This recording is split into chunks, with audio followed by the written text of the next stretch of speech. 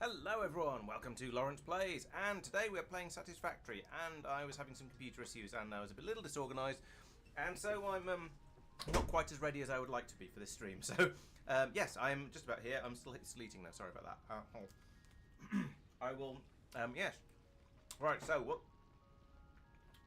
Sorry, this is very unprofessional of me. I do apologise. So, how are things going? That is the first question. So I came back over here. Oh, I've got the wrong jetpack on. I came back over here to have a look at the to hand in some stuff at the end of the last stream. So as you can see at the top there, we've got a 10% of the way through the first thing in phase 4.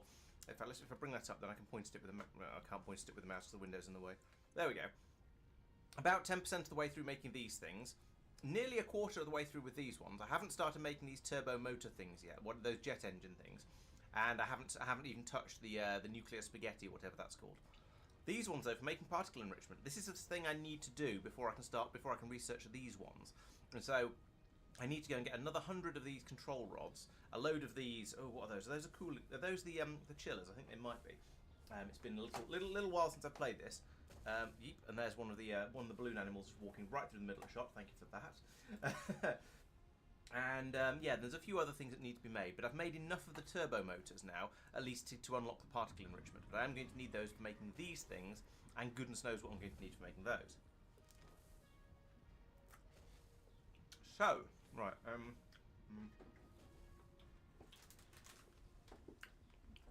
let's go and have a look, see what we've got of the other things that we need over here.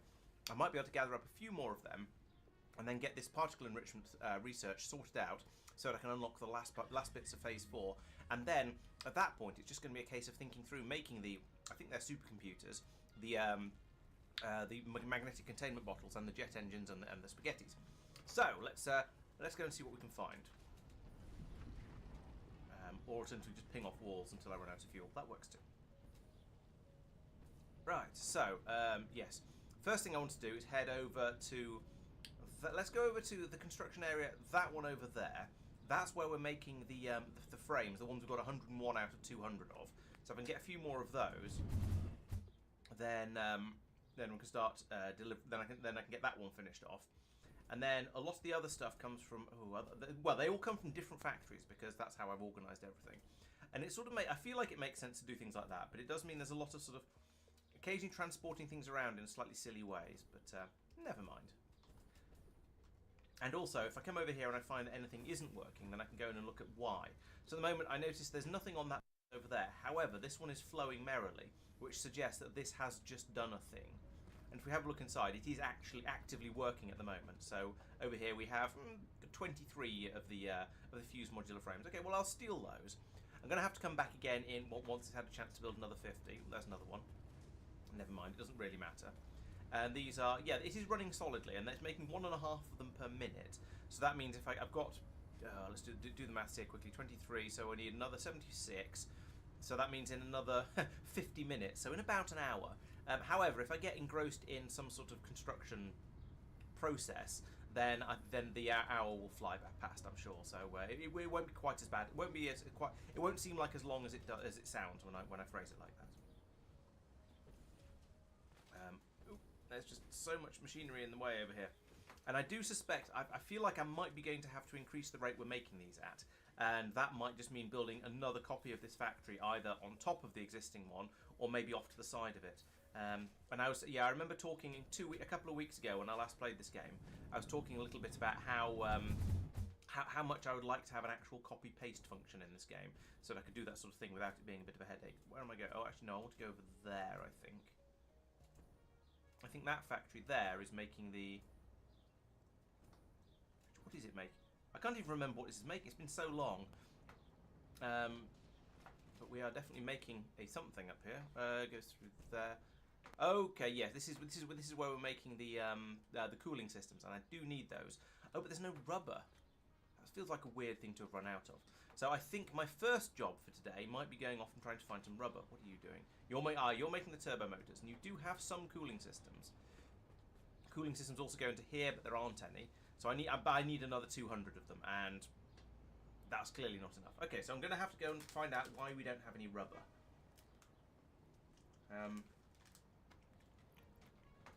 I wonder if that's because it's all getting turned into plastic or something weird like that, or if there's an actual problem with the trains.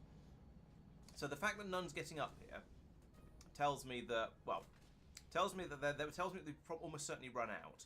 But the question is, why have we run out? Down here somewhere there will be a rubber station.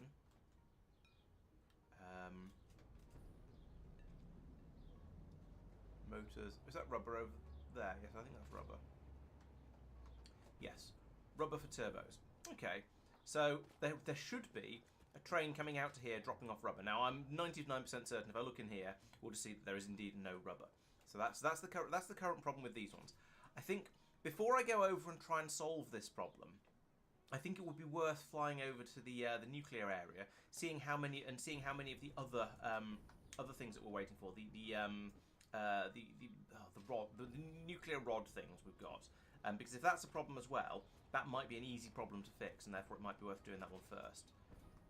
Or it might just be straight up there's a big problem with the whole system, and yeah, we'll go and have a look. So here's my delivery cannon over here. Let's deliver myself to. How am I going to do this? Yeah, so I need to get all the way back to the main base first. Then I can use the railgun over here. In fact, is there one at ground level? Yes, there is. If I use that one down there, will that take me to where I want to go? So I want to go. No, because it doesn't have the lift on the end of it. So I think that probably wouldn't give me enough range because I need to get to over there. So let's try this one. See if I can get enough sideways off it. And yes, I think I can. So if I just keep going this way.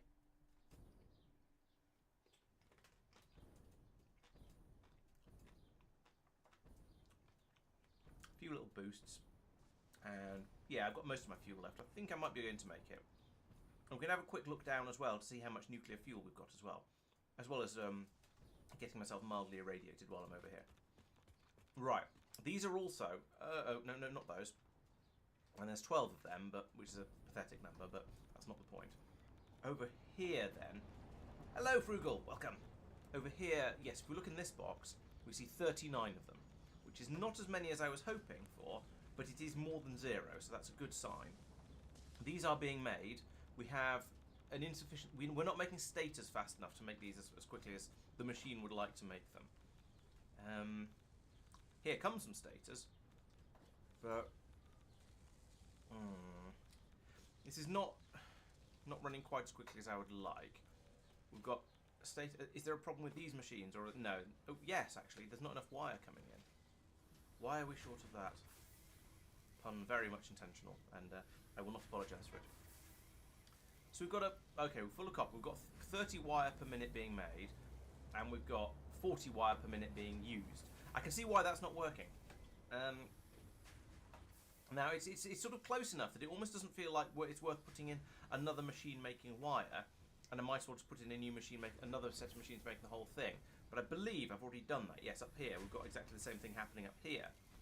So we've got 2 machines running here, and we're making it 3/4. So we're making 3 and a bit per minute. Call it 7, but presumably that 7 is not enough down here. Where we need 9.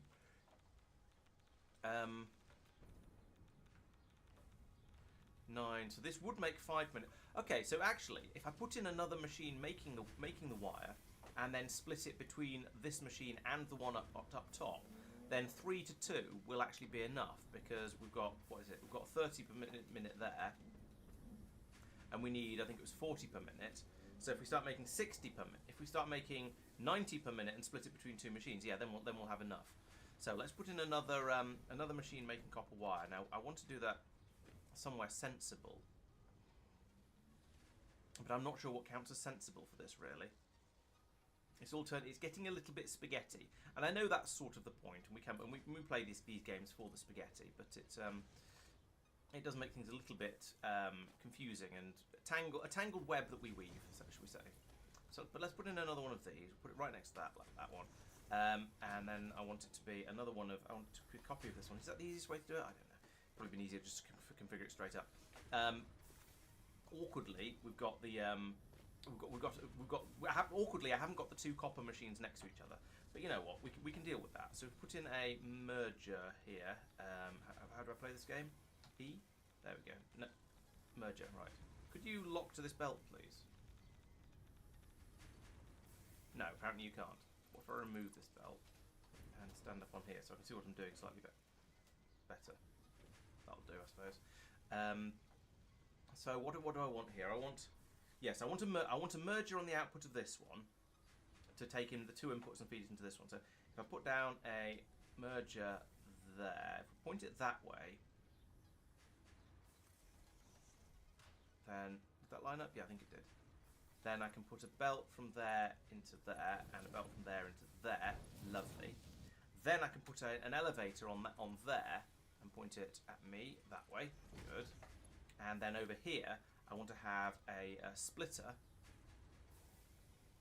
like that, and with obviously with the belt taking the stuff out from there and going into there like that, and then an elevator like that coming out of the top of it, and then I can link these 2 up with a belt, and that's well, I was going to say that's it, but no, this needs an input as well, and it needs power, of course, as well. So, is there a pylon around here with some power available on it? There is a pylon there, and it has...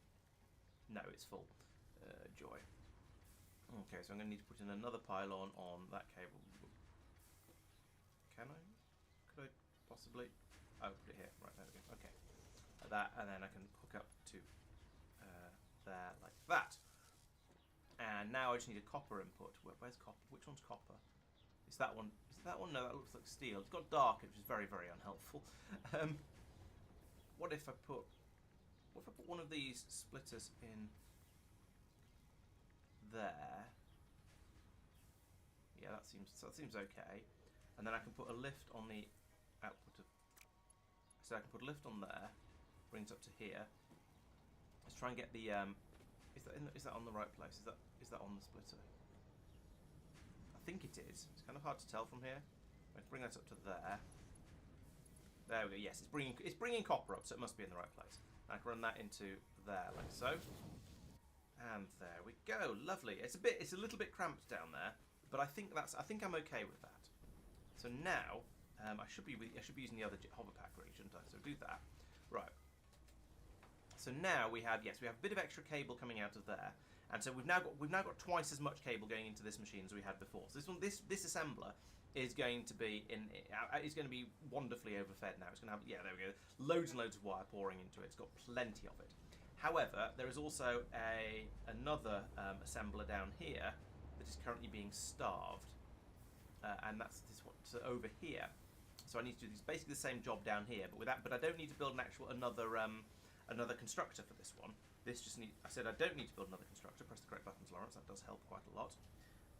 And I need, what do I need? I need a merger for this, and I need it to output that way. Then I can belt from, oh, this isn't going to fit.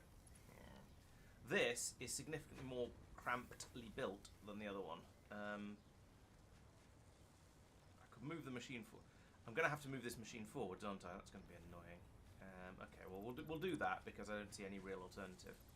So get rid of that and that, and then I need to put in an assembly doohickey, but not that one. It needs to be the next tier up. It needs to be the other way around. And let's lock the hologram in place and then nudge it into the right position. Actually, that is pretty much the right position.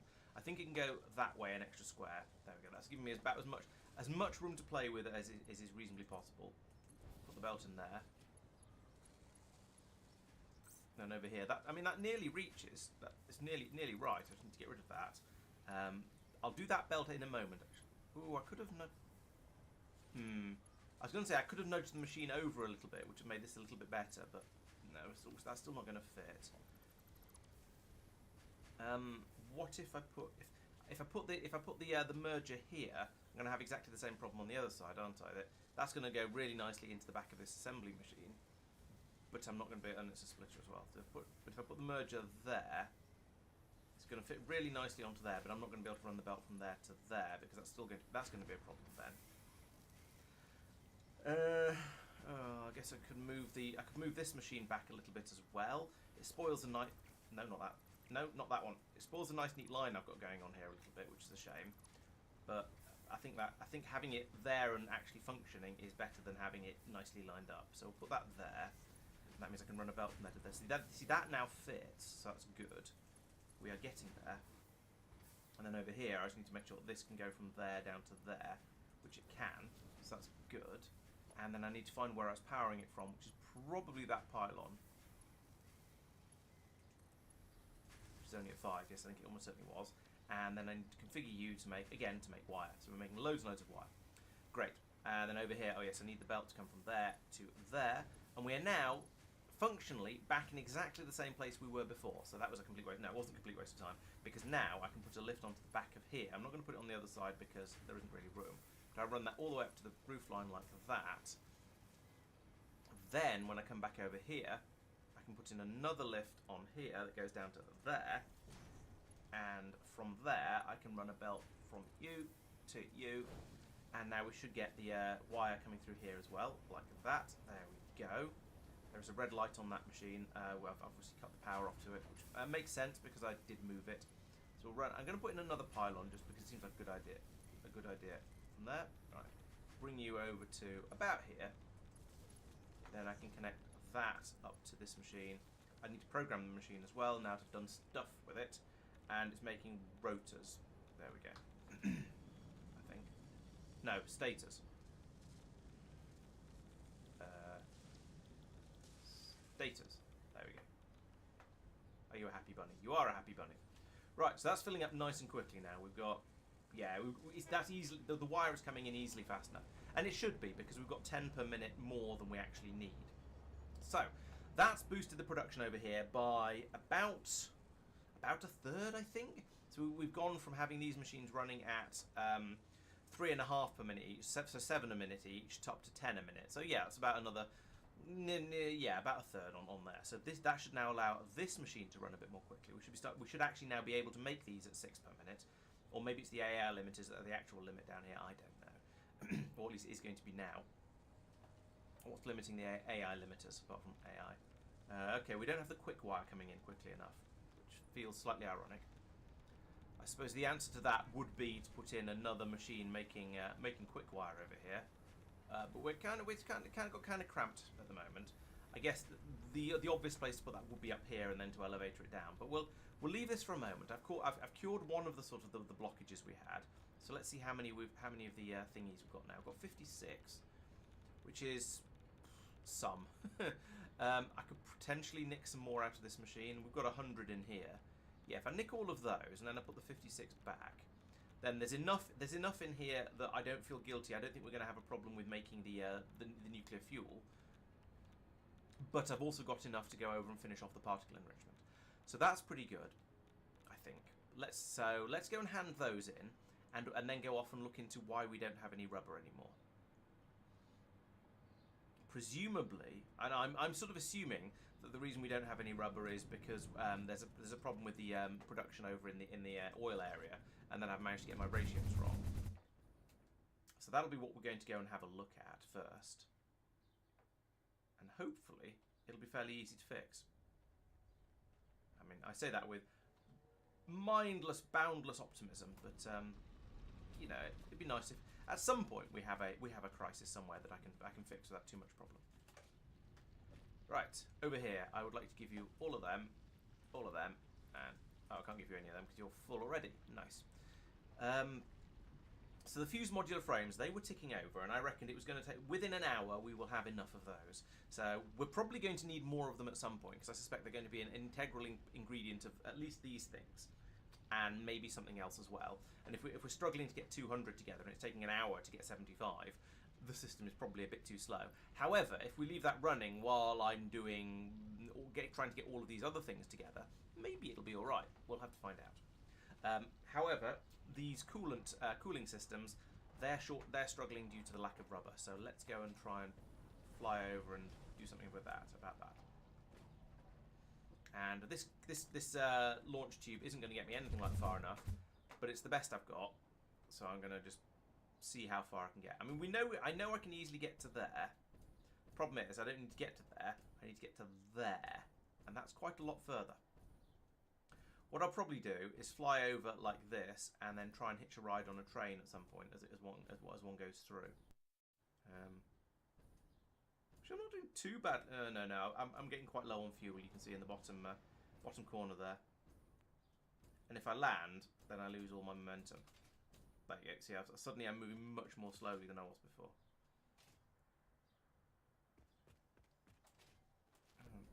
Well, actually, that said, I want to go to there. So if I go this way, It's a little bit slower, but I'll get there. So just fall out of the sky like some kind of I don't know what, and again go and try and investigate my my rubber production. So what's going on over here? What are you guys all up to? What is happening? Okay, there's lots of rubber down there, and it's being fed off somewhere. I can't remember how the system is supposed to work. So the first job is to try and work out what on earth is going on over here. Now, I know I came over here and I did a load of work on this system to try and get the plastic to come out faster. And that's what's going along that belt there. You can see it really zipping through. And that looks like a fairly healthy quantity going out over there. There is nothing coming out of these systems though. So something down here is broken and is not working. So let's go and let's see what's going on down here. So here we have no heavy oil residue, so we're not making fuel. Fine. What about over here? What are you guys doing? You are turning crude oil into, well, you're trying to turn it into rubber, but you're full of heavy oil residue. Have I broken? I've broken a pipe somewhere, haven't I? So, whoop, what's down here? No, this is the input side. Let's go around to the other side and have a look. I do remember faffing with some pipes over here and thinking and going, is this going to be okay? Probably. I don't know. So yeah, over here we have a full pipe, and this is what's causing the problems. So this is in theory supposed to be sent onto these machines to reprocess, but it's not getting through here. What? Why is it not getting through here? We've got a full pipe. We've got an empty pipe. What? Are these pipes not joined? So that's full. That is not a thing. That's full. That's not full. Something here is very, very broken. Put another cross in here. See if we can fix this. That is not in line. What are you talking about, stupid game? Right, let's try that again. Put it in the right place this time, please. No. Line it up with that. There we go. That's better. And then I can put a pipe from there to there. And this is full. This is not full. What? I don't understand. We have a pipe here. It has, okay, it doesn't have a huge amount in it because it's a fairly small pipe. It's a fairly small piece of pipe. But it's full, and therefore it should then flow into this one. They're joined. You can see that. They're joined by the... There's nothing getting through here either. Alright, let's pull all this up again. Actually, let's imagine maybe it was that piece of pipe that was wrong. So if we do that again, replace that one. I hear rumbling noises. Aha! There we go. Now we can get the fuel. Now we can get the heavy fuel out, or the purple goop out, and we can start that running again. Why was that broken? I mean, that was the game being weird about pipes and not connecting pipes together properly. And now over here we've got presumably we've got the same thing. We're over here. Oh, no, we've got another broken one.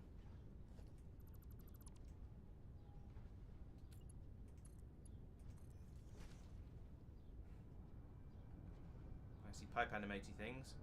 I see oil. Right, okay. So, yeah, the game had decided that these two sections of pipe along here were going to be broken, and therefore I had to rip them out and put them back in again. And now it seems to be happy. Okay, well, at least that's a step in the right direction. Now we also have a... Oh yes, this is a belt of rubber that comes round to be recycled or upcycled into plastic. There is some rubber leaving over here, actually. So we do have some rubber being taken away. But I guess that's... Oh, it's not very much, and it's clearly insufficient. Now, presumably, this is all of the same supplies are all coming in. So this is all... Yeah, this is all being passed on to be used somewhere else. So that's kind of fine. We're just trying to prioritise it. But any spare that is made is passed off up there to be taken away. Great. Okay, that's probably what we want. So this area now, the ground floor now seems to be working. We've got the plastic being made. We've got rubber being made. Everything is flowing as it should. We've got additional plastic coming in from along that belt up there, to supply the extra plastic that we needed because we didn't have enough. Okay, so that's all good. That is very laggy. Alright, so now if I could try and get up here, can I do this on one jetpack? Why am I using the jetpack? I shouldn't be using the jetpack. Let's switch over to the hover pack. There we go. So, we've got all this rubber that's being produced by the machinery up here in order to be brought round and then presumably turned into more plastic. I assume that's what's going on over here. Yes, rubber and fuel gets turned into plastic. And it's working. However, we don't seem to have... it doesn't seem to be... Oh, I don't know. I feel like I want to tap off an excess over here. Hey Mark, welcome! I feel like I want to tap off an excess over here. So if I make a smart... I can't make a smart splitter, I need AI limiters. I want to know what a smart splitter does. Will it tell me that if I look at it in the doohickey matron? It's presumably a building. It's a small building, but it's a building nonetheless. Smart splitter. You can set a rule for each... Oh, no, so that's just a filter splitter. So it takes different things in different directions. What I want is a priority splitter. And the way to do that, we've discovered,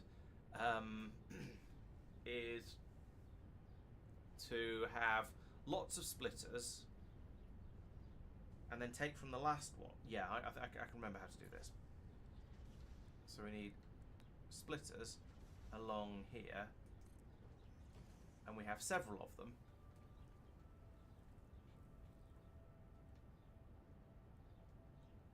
Like this. Not like that. Get rid of that. This thing's going to produce insects at some point, isn't it? Probably. We'll find out in a minute. Right, splitter. Want you to go that way round. I'm getting gassed by everything. Let's go a bit higher up and get out of the poison gas clouds. So I want splitter, and then along here I want them to line up like that. Splitter. Splitter. And then along here we also put in mergers. There and there. I hope there's room to get these belts in. I also didn't line that up very well. Oh, does the smart splitter have an overflow function? Okay, then maybe that's what I probably should be using then.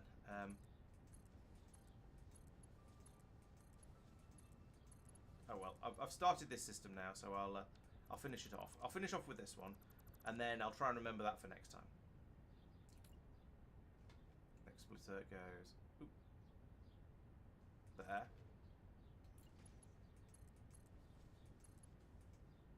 Oh, come on. It's not that difficult. They're like right next to each other. How is that not... Oh, I suppose it's a bit higher. Alright, we'll just do a small version of it then. So this should probably be good enough. And then so from... I've fed that in there. Oh, actually, I can make this even better. If I put a belt from there to... What? Do you have to be such a weird shape? Alright, let's bring this... Let's do some horrible belt spaghetti and bring that from there to... there. There we go. And then this one can be fed out round here.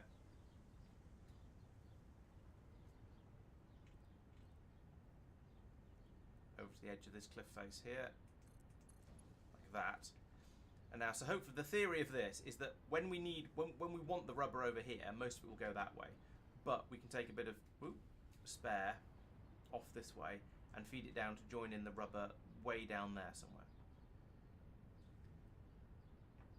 Yeah, it does sound like it sounds like the overflow priority splitter would probably be the right way to do it, but never mind. Let's put that there. I wanted to go the other way, so we'll rotate that. And I want it to be a tier higher, so put that there, and bring it to, where am I going to? Going to this belt here, which is about this height. So I'd like that there.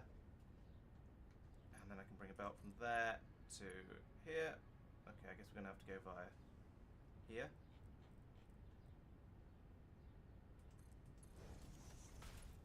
Is that going to work? Yeah. There we go. Nice bit of belt spaghetti there. And then I can put in a merger down there somewhere and bring this belt over to it. So I don't want a splitter. I want a merger. And then once again we can put in a lift here like that to about here. That's much taller than it needs to be. Let's not do that. That's wrong. Let's go down to... Right. Oh, it's in the middle of that machine. Oh, never mind. I don't care. Right, so that goes from there to about there. And then belt no, I think I made that lift the wrong tier, so let's make you a tier 3. Right, so there we go. There's a bit more rubber coming through, and with any luck, that'll just be overflow from the other system. That can then flow through onto the belt down here, where it can be shipped away to be to be taken away by train. And that is clearly a rather slow belt. However, given the rate I expect it to, the rubber to be coming from here, maybe that's all right. Maybe it's not all right. We do seem to have plenty of spare rubber up here. Maybe I'll go and top that up a little bit. No, sorry, increase the belt speed a little bit. So what are you? You're a Mark 2. Yeah, that's much too slow. Let's put you to a Mark 4. Assume I've got the bits. I haven't. I've got the bits for a Mark 5. Okay, well that's going to be a bit overkill, but never mind. I was thinking maybe a Mark 3 would have done, but you know, apparently we're going Mark 5 with all this. So there we go. That one and that one. And up there. No, 3. Mark 5 belts. I'm not going to be able to get up there, am I? I'm going to have to come over here and use the ladder of doom. Oh, I missed the ladder of doom. Ah, help. Oh, come on, just grab the ladder.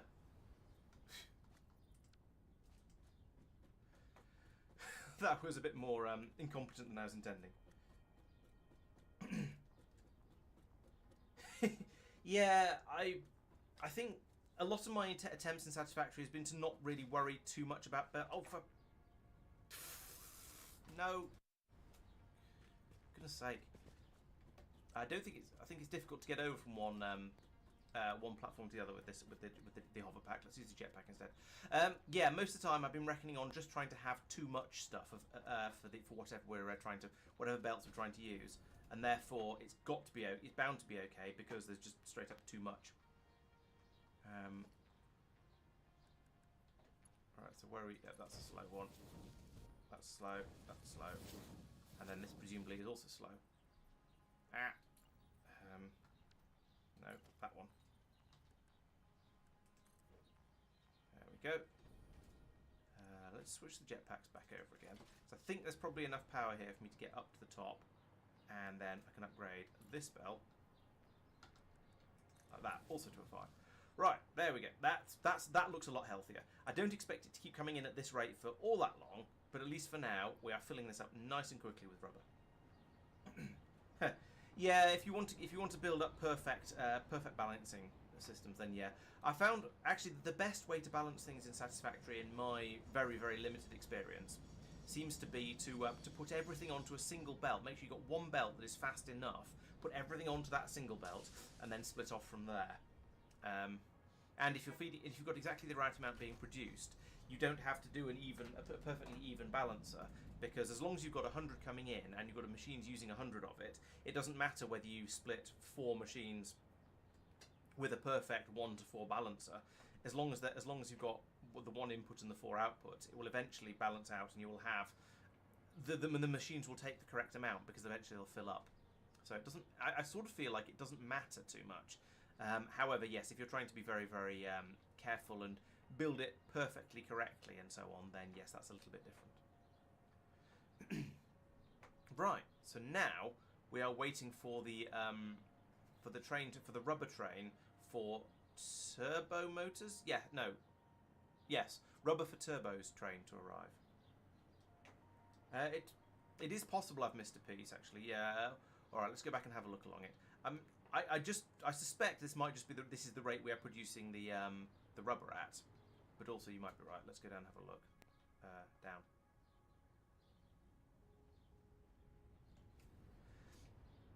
No, I think this is just the rate the rubber comes through at.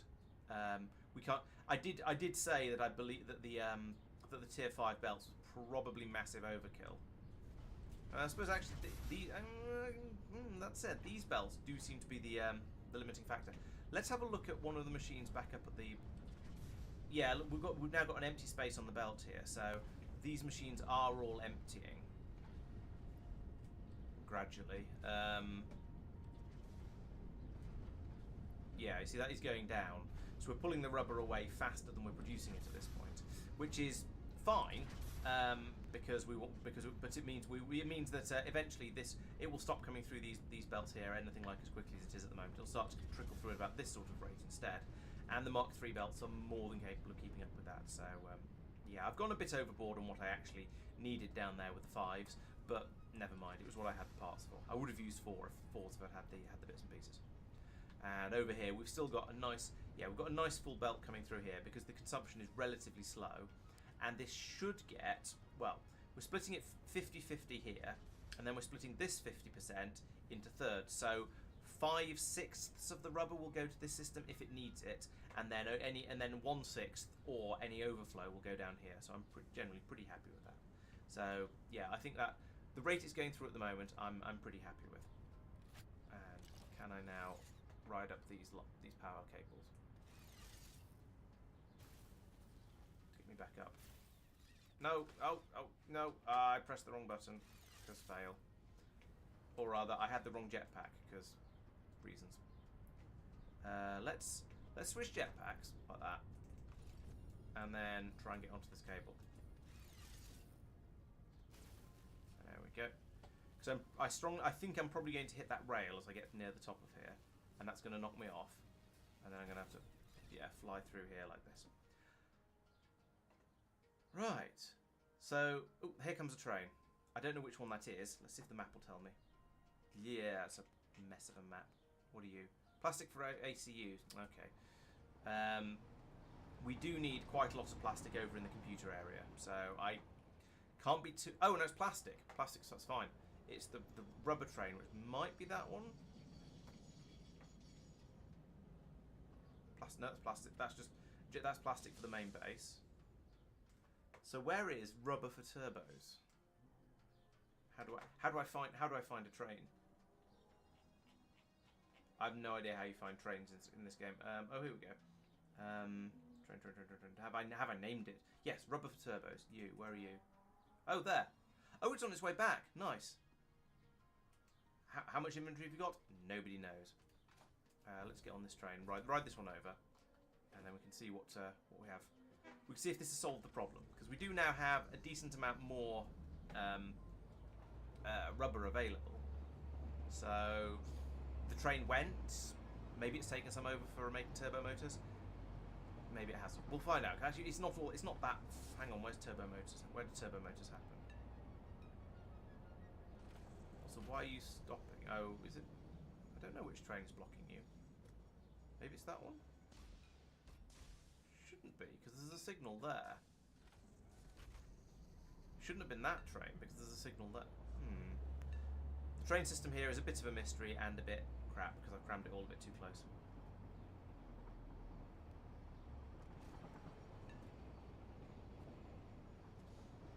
Oh. I mean, that's fair enough, actually. Those two did need to go opposite directions.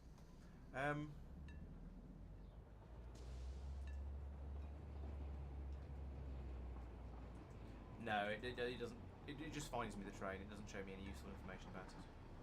Which one am I on? That's what I meant to press. I can find out from here, I guess. Oh, plastic for AC. Okay, yes, this is a pretty good route to take. Pretty good train to be on.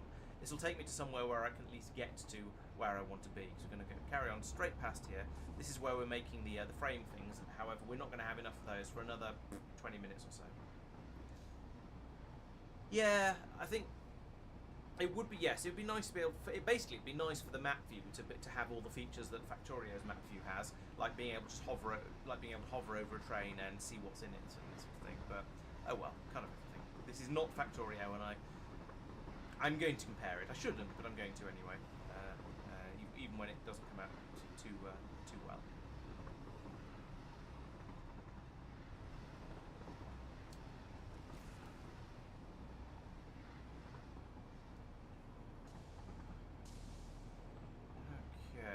So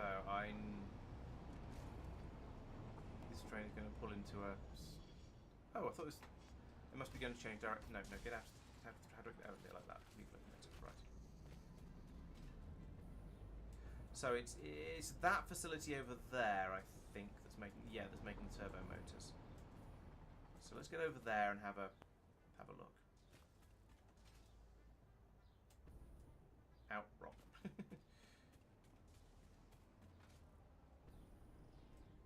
Are you any more optimistic about rubber than you were before? Am I even in the right place? Whoop, smack. Yes, I am in the right place.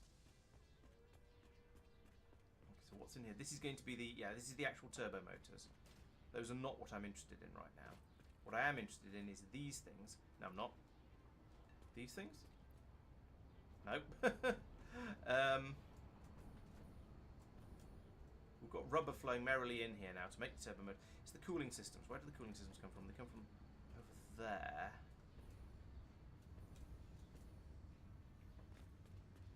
Okay, so those are being fed out and just going straight into this machine. It must be on the next floor up where I'm actually saving some of them. This box. Yeah, and we've got 10 of them. Joy. Is that the same 10 we had before? Maybe. I don't remember how many we had before. We still don't have... Oh, yeah. Okay, there are... Yeah, there's a few coming out here now. So we've got one there. If I jump over to here, we will see that there are... There's 15 in here. Let's steal all of those. And then go down to the machine down here and steal however many this one's got as well. Which will probably be very few. Oh, 88. Nice. That's... No, we're only halfway because I needed almost 200 of them. I do also have rather a lot of junk now in my inventory and very, very little space for, you know, useful stuff. Is there anything in there that's actually trash? Yes, the coal. I don't need coal.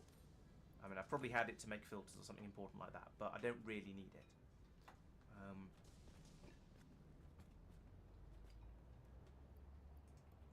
Yeah, so I've got 105 out of the 191 that I need. So getting there, but it's a slow process.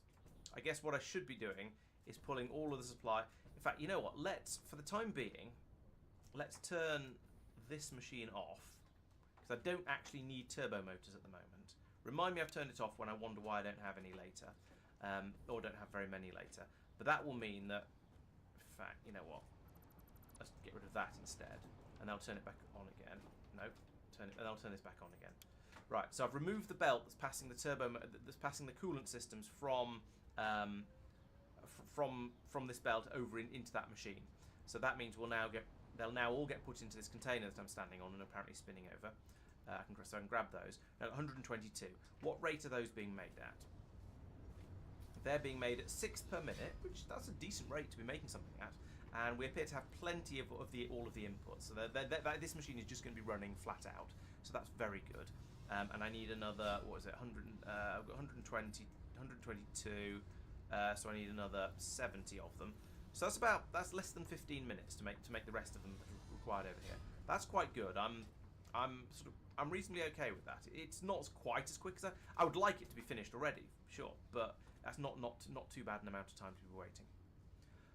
Okay, so we've got the 400 of those, 209 of those, 124.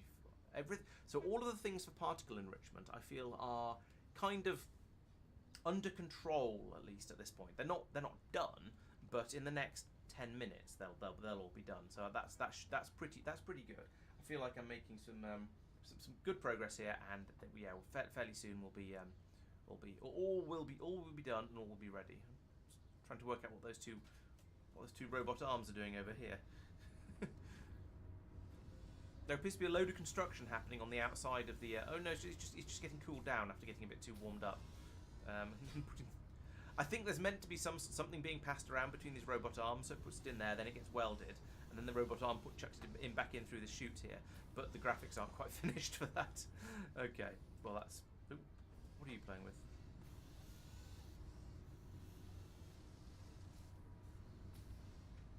Yeah, there's definitely stuff going on over here. But then some of it disappears. Okay then, let's not worry about that too much. So the next things are to start thinking about phase 4 up at the top there. So we've got, at the moment, I've got the computers being made. That's too big. There we go. I've got these supercomputers being made. As you can see, I've made 368 of them. It's not very many, but it shows that they are at least being made, and therefore I might as well worry about something else, because by the time I've finished whatever, there may well have got to 4,000 of them, so let's worry about something else first. I would say the same with these, except that all of the what are they called? Fuel rods? No, they're not fuel rods. They're what are they called? Electromagnetic control rods that are required to make these are being taken off to go into the nuclear power instead. So we aren't actually, whilst we are in theory, we have all the machinery set up to make these, we're not actually making them. This will need to be expanded, I think, to make more of the control rods, which is a shame. The jet engines we're not making at all.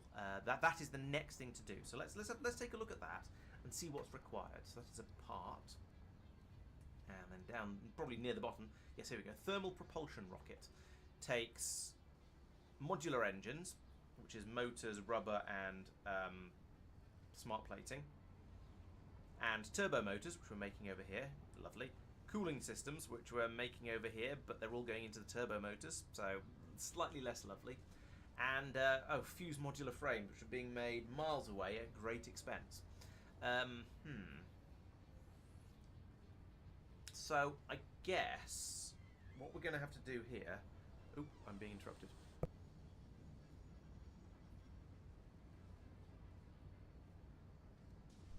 Right, so we're making all of these things are all these things are either over here or all the bits for them are over here. So we're already making these here. We're already making these here.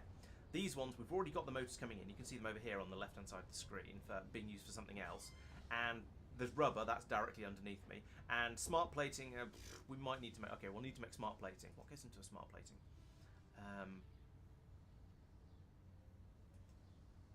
That one. Right. Smart plating is. Okay, that's reasonably basic stuff. I think we should be able to do this on site. So we should be able to make the modular engines without too much difficulty. And then once we've got all of these bits and pieces together, except the fused modular frames to make the turbo motors, thermal production rockets. Sorry. So I think if we then bring these ones over by train from where they're being made, hopefully they're not going to be needed in.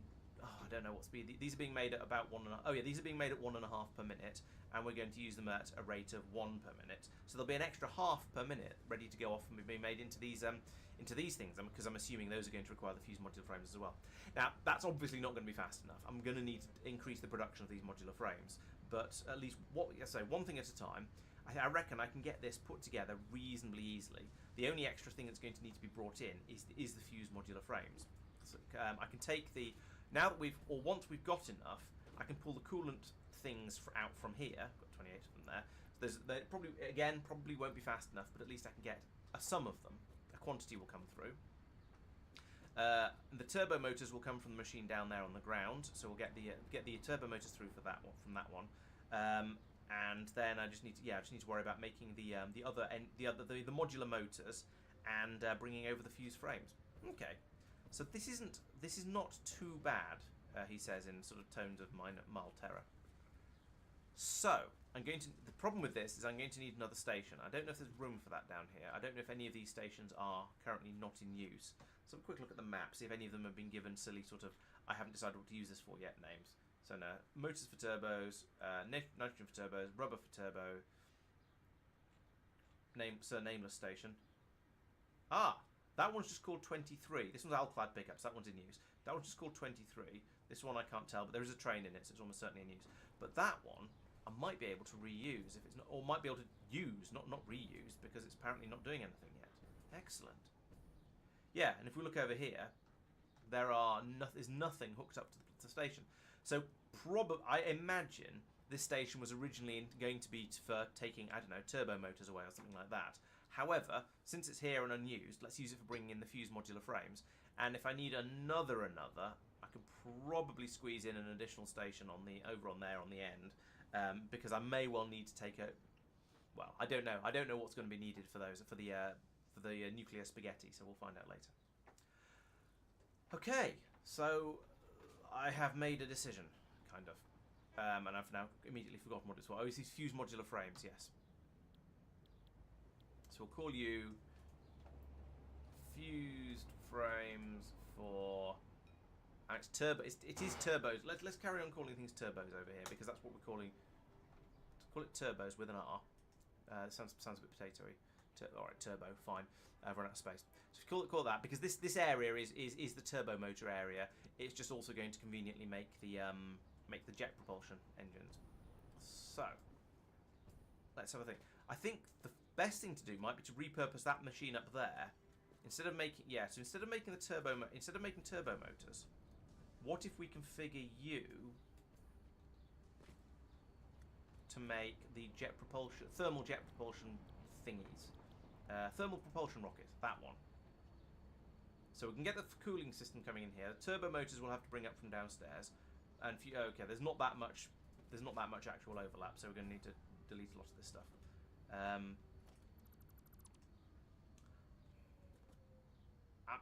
having second thoughts about this. Let's not do that. Let's link that back in, and let's leave.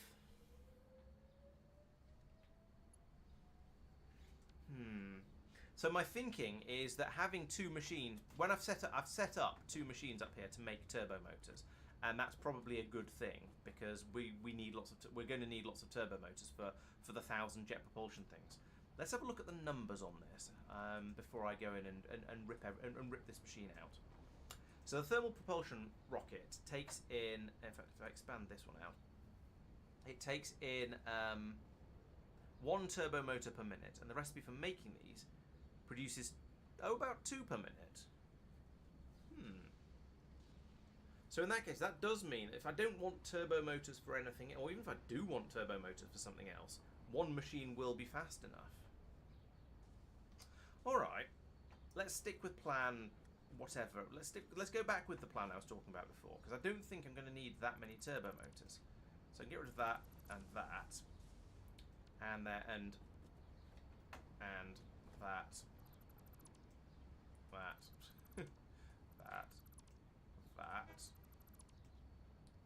And I'll leave those in for the moment. Do I have enough coolant things over here yet? 24. 74, not quite. But I will link that back over from there to bring the coolant things over to here once we start making thermal production rockets, because we need the cooling systems, quite a lot of those. I don't know if we're going to be making those fast enough, but we'll see. So then one of these I've got the wrong jetpack on. One of these holes can bring up. In fact, I should have left the belt in place. One of these holes can bring up the turbo motors from over here. So we'll pick, I don't know, arbitrarily pick you. So on the bottom of here, I would like to put in an elevator like that, and that is pointing in the correct direction. Excellent.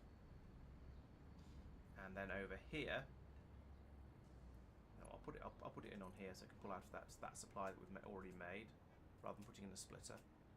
Actually, no, that's the wrong way to do it.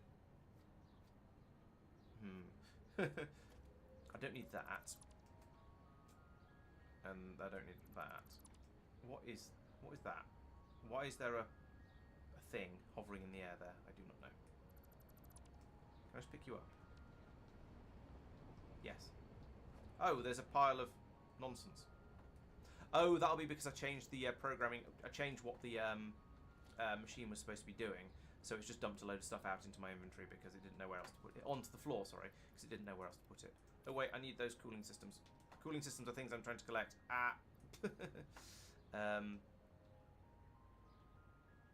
But otherwise, I can put these. I can't put these in here. I need a Destructimatron machine over here, but I don't have one. Right. So what I'm thinking is it will turn this merger into a splitter. Like that. And then we can have an elevator coming off the back of that up to about here. And then a belt runs from there to there. And an additional belt runs from... Oh, we put a lift on top of this. Like that. And then we have an additional belt running from there to there. And that will be... So we've got cooling systems will be brought in when I put the belt back. That's going to be the turbo motors coming up. So now it's just we need to make modular engines and we need to train in fused modular frames. So it was that railway station over there. So I can bring up the I'll bring the other one up. Bring up the fused modular frames are going to come from here, as I say. So bring them up with an elevator, bring them along the top of this, and then whack them into the back of the station over there. So over here, I want to put in an elevator. I said an elevator. Thank you. Like you, the top one. Yes, you are. Up to here. We would like to go this way, please. And then I can belt from there to about there. And continue there. I'm going to try and keep this a little bit tidy. If we can line it up. Can we line it up? Yes, we can. And then a corner in like this. And I want to bring that to... It's up all the way up there. Okay.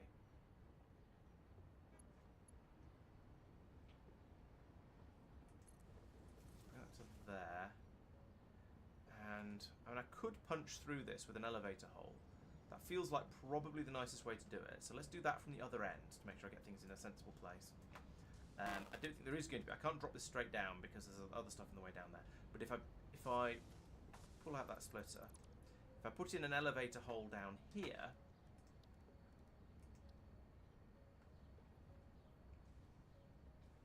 like that, then I can have a conveyor lift like this coming up to here. That's going to be too close and it's not going to let me put a belt in, isn't it? It's also the wrong way round.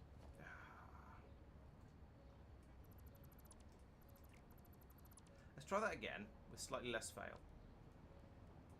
Conveyor lift floor hole, we'll actually stick it over here so there's a bit more space. Then we'll put an elevator in, but we'll get it going in the right direction this we'll get it going in the right direction this time, like that. And then hopefully we'll be able to get a belt from there into there. Yes, there we go. That's what I wanted. Now, no, not F. Down, down, down, down, down, down, down, down, down, down. Now another elevator from... Where's which floor hole is it? Okay, oh, it is that one. Okay. So that there.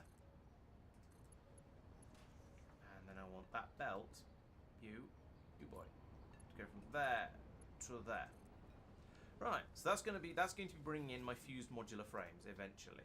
Once I put in a train, once there's a pickup station at the other end, there's a lot of to-dos on this before it'll actually work properly. But in theory, we're heading in the right direction.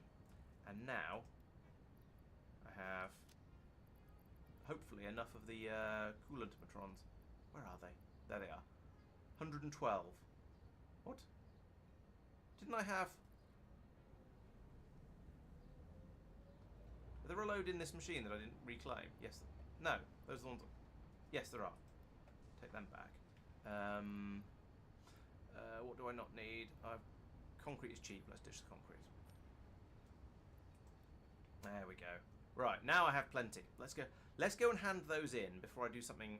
In fact, let's go and hand those in before I do something unfortunate with them. And then go off and get the fuse and then go off and get the other things, the fused modular frames, and I can put the station in at the same time while I'm over there, I guess.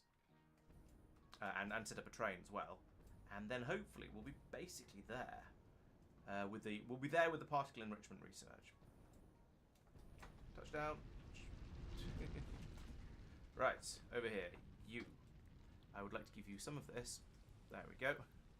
Right, that's everything except the fuse frames. Lovely. And you know what? While I'm over here, I'm going to get rid of some of this relatively high-end junk into the Destructimatron. So sort that again. What do I not care about here? I've got loads of these radio control units. I don't want those. Supercomputers I think are worth having. I'm going to hang on to them. Ditto normal computers. Crystal oscillators. I don't feel like I need crystal oscillators. I could just chuck these coolant systems I'm carrying around with me now in there. I certainly don't want copper ingots. I don't need those. I don't think I need rubber in my personal inventory, thank you very much. And I don't need that much plastic. These drills, I don't know. Get rid of that because there's very little of it in it. An almost empty stack. But otherwise, most of the rest of it seems like useful stuff. Can I put those in? No, they jam it. How do I take the thing off the belt that I shouldn't have put on the belt in the first place? Ah, fail.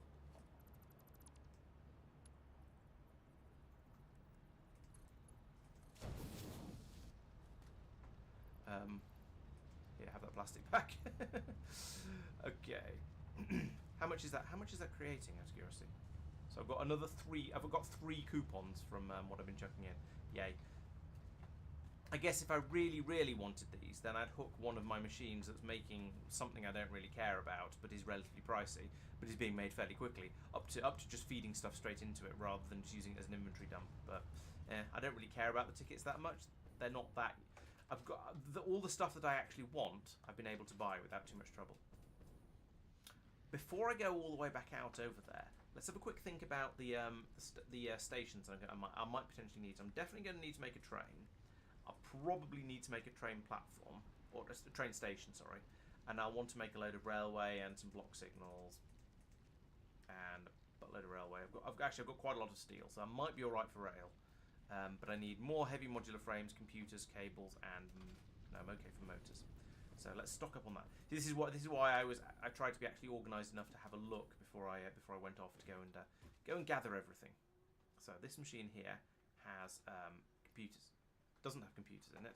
Has computers being fed up to it, but it doesn't actually have any. So let's do that. And I'll put these 5 back in because I don't really need to have 55. There's no point in taking up an extra stack with those. So computers, cables. I saw a load of those a second ago. Yes, they're in here. There we go. Let's take a stack of cables. I get through a lot of, so we'll hang on to those. And heavy modular frames. Oh, look, there's some right here. That's convenient.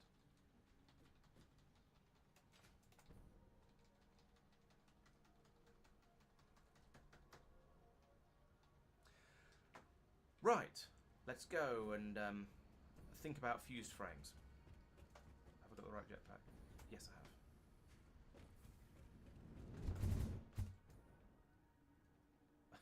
Over the top of the gigantic arch thing. Yeah. And then over into the purple forest. You say just route the overflow from every factory into it go to. I mean, yes, that's sort of what I was implying. But it's a bit more than a just, I'm afraid.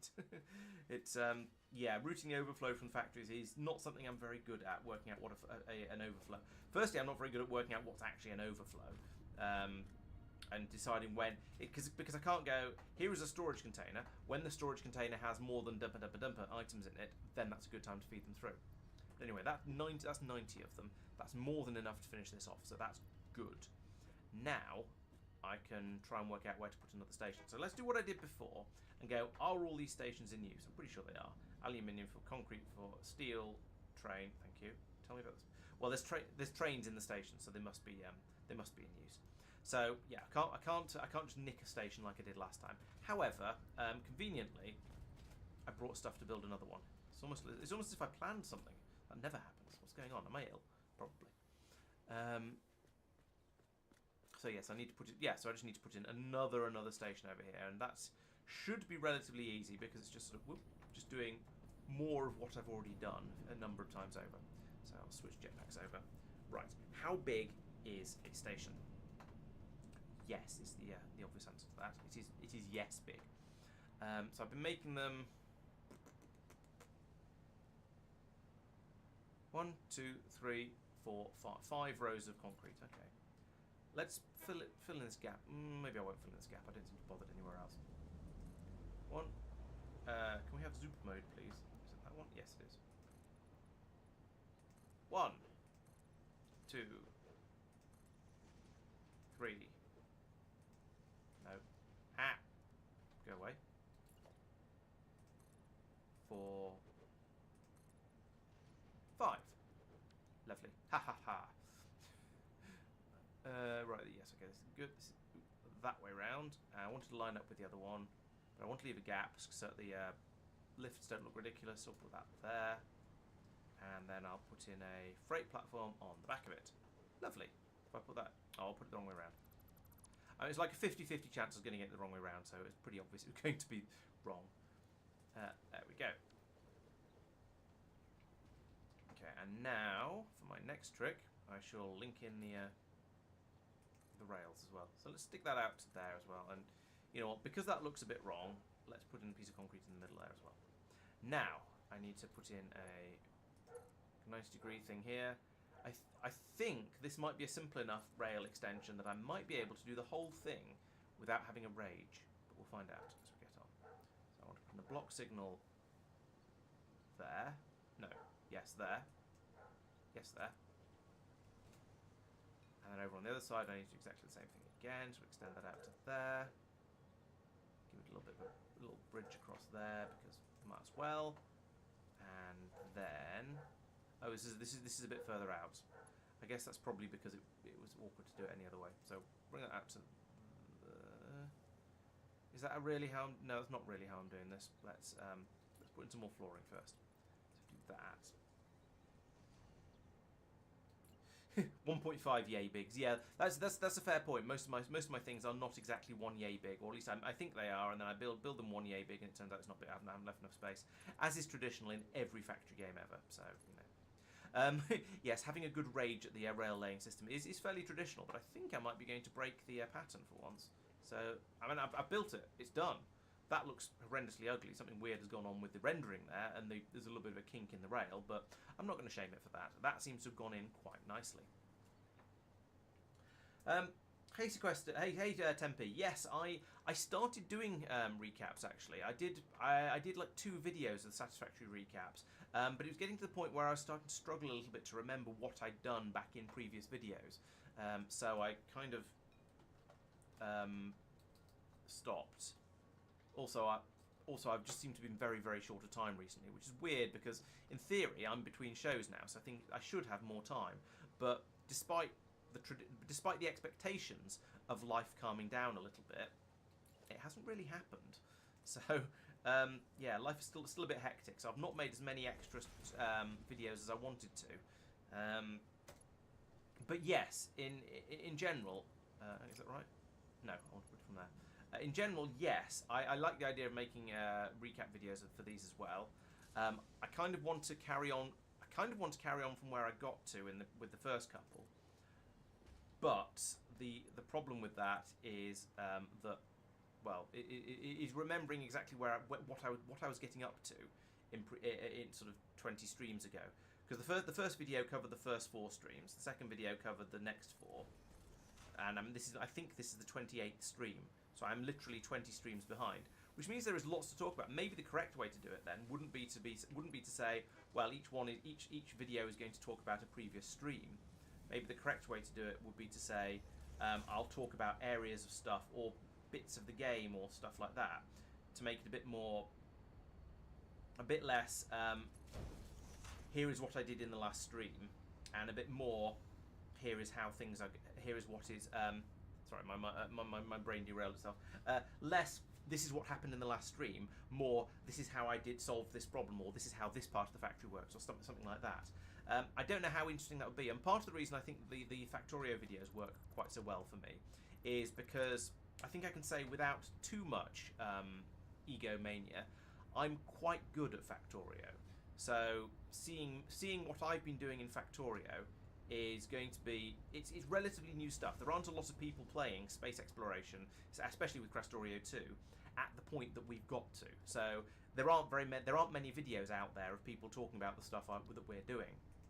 However, this is my very first game of Satisfactory. I kind of know what I'm doing.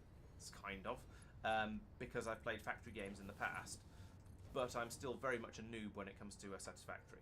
So potentially that means that my opinions, my builds, my everythings are, I would say, potentially less interesting to the general viewers out there.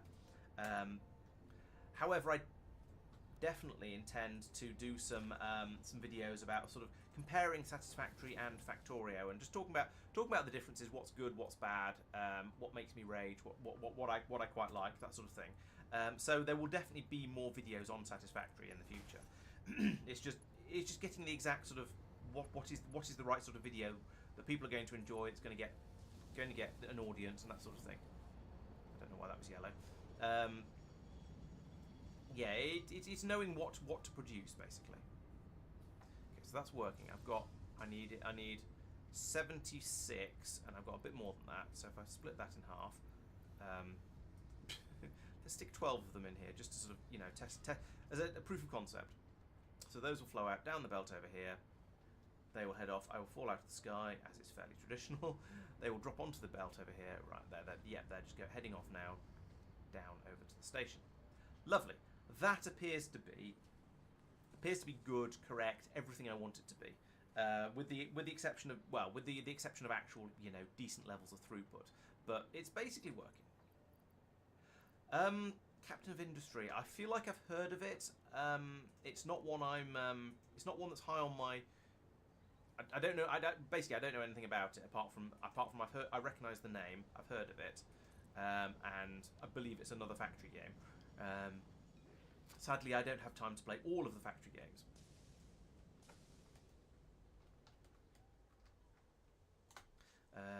Yeah, there's a limit to the number of streams I can do, I'm afraid.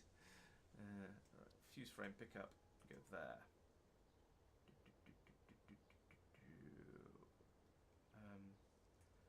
And to be honest, I think I want to finish. I do want to complete. I want to complete Satisfactory, which I feel like I'm relatively close to. I've got most of the stuff done. There's like 2 more builds I need to do, and then it's a case of grinding through, maybe trying to make them run a bit faster, that sort of thing. So yeah, there's a bit of stuff left to do, but not an enormous amount. So I'll probably finish this relatively soon.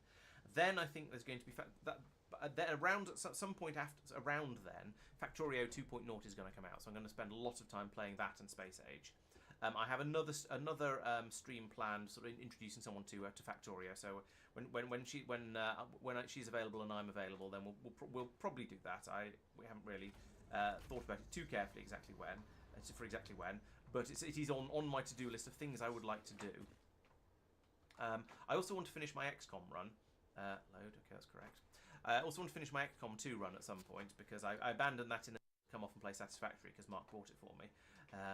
And then there's a lot of various Factorio mods and things that are on my. Well, I'd quite like to play that at some point, sort of things. Yeah, so there's lots of stuff on my to-do list. Put it that way. What? I just gave you a timetable. Did I not press save? I did not press save. For goodness sake. Fuse frame pickup. Make it so. Fuse frames for turbo. Also that one. This one will tell it to wait there until completely unloaded. Because we might as well. Save changes. Off we go. Pull into the station here. Pick up like 6 of them or something. Oh yes, I do want to do another GTA stream as well. So there's going to be a Lazy Spoon supporter stream this weekend. Yes, this weekend on Saturday. So myself and a bunch of the channel supporters and any other channel supporters who are interested, and even if you don't know about it already, are going to run through completely vanilla Factorio and try and get basically all of the achievements that I haven't got yet, and a few more besides because there are other people who haven't got them yet. And the two most difficult ones of those, I think, are going to be the Lazy Bastard one, which is the you can't handcraft more than mumble items. Why are we not going anywhere? You can't handcraft more than mumble items, so you have to do basically everything with assembly machines. And also the spoon one is the complete Factorio in less than 8 hours. I believe that trying to do both of those on my own would be rather difficult because basically you have to play Factorio very, very quickly, and I'm not great at playing the game quickly because I tend to, especially when I'm streaming, because I tend to start talking to people, which is the whole point of streaming really. But I suspect with sort of 4 people playing, or maybe we'll get more, I'm not sure, we should find out. But with a quantity of people playing, I am hopeful that we'll be able to do both of those and pick up a load of other ones. Like I don't have the one where you have 100 combat robots following you, for example. I don't have. I think I might not even have the no laser turrets one. So there's lots of possibilities there. Yeah, so I think doing it in less than 8 hours is going to be a challenge. But I think with multiple players, it's not going to be an insurmountable challenge. The early part of the game is going to be a bit painful and a bit difficult. But as soon as we've got a few assembly machines put down, yeah, 111 sounds right to me. I couldn't tell you what the minimum is, but I would happily believe 103. But yeah, once we've got an assembly machine put down, or we've got a few assembly machines. Well, the first assembly machine will have to make all the bits in order to make more assembly machines. But then once we've got like a dozen assembly machines, then it's everyone can parallelize then, and we can start we can just all work on hand feeding all of the machines between us. So at that point, I think having multiple players is going to make it quite a lot easier. We just need to make sure we get in. We just need to hope we have enough people that will be able to do the that will be able to make up for the slow start by ripping through the later game really quite quickly. And we shall see how that goes. And here we are at the drop-off station. So now we can empty the. How many do we pick up? 7. Yeah, that is indeed a quantity. So we can put those into here. They can go up the ziggurat lickety split, go into the machine over there that's hungry for them, and then I need to work on my modular engines. I think it is for the next step. But you know what? Let's go off and get rid of these. Fuse frames that are in my inventory first, because if I don't, I will forget about them and I will use them for something else. No, that one. And then I'll feel very silly. And nobody wants that. I believe it's still 111 crafts total, because it'd be a bit too easy otherwise. You get someone like what's his name? The Spiffing Brit would go in there with one player for each item that needs to be built or something like that, and just, oh dear, falling out the sky. Oh, no, it's all right. Yeah, and would brute force it that way. So that feels no. I think we won't be. It won't be. It'll be a total, I imagine, but we'll see. Milestone reached. Hooray! The particle accelerator enables previously impossible processes, such as recycling nuclear waste and converting it into plutonium, That'd be nice. as well as the generation of exotic matter. A new project part enables progress to the next phase. Whoosh. Right, good. Now I believe that is my research project's done from here. Are there any milestones? No, that is the lot. We are completely done, all the way up to tier 8. Yes, as you can tell by the fact that everything ticked and greyed out. Okay, so good. That means the only thing remaining is this phase 4 objective up here, which we are gradually ticking towards. Yes, gradually. So let's head back over and get on with that, because I just need to make the modular engines now. And so I was talking about that. Let's have a quick look and make sure I've got all the bits and pieces I need in order to make those. So let's see what's required down here. So is that, yeah, there we go. I thought I was going to need a fused frame here, and we're going to need some of those radio control units, but that's okay. We've got both of these over in the turbo motor area, so potentially we could make them over there. That'll make these pressure conversion cubes, and then to get the nuclear pasta, you put in what is this stuff? Copper powder. Okay, that feels pretty straightforward. It's going to be a lot of copper, I can tell.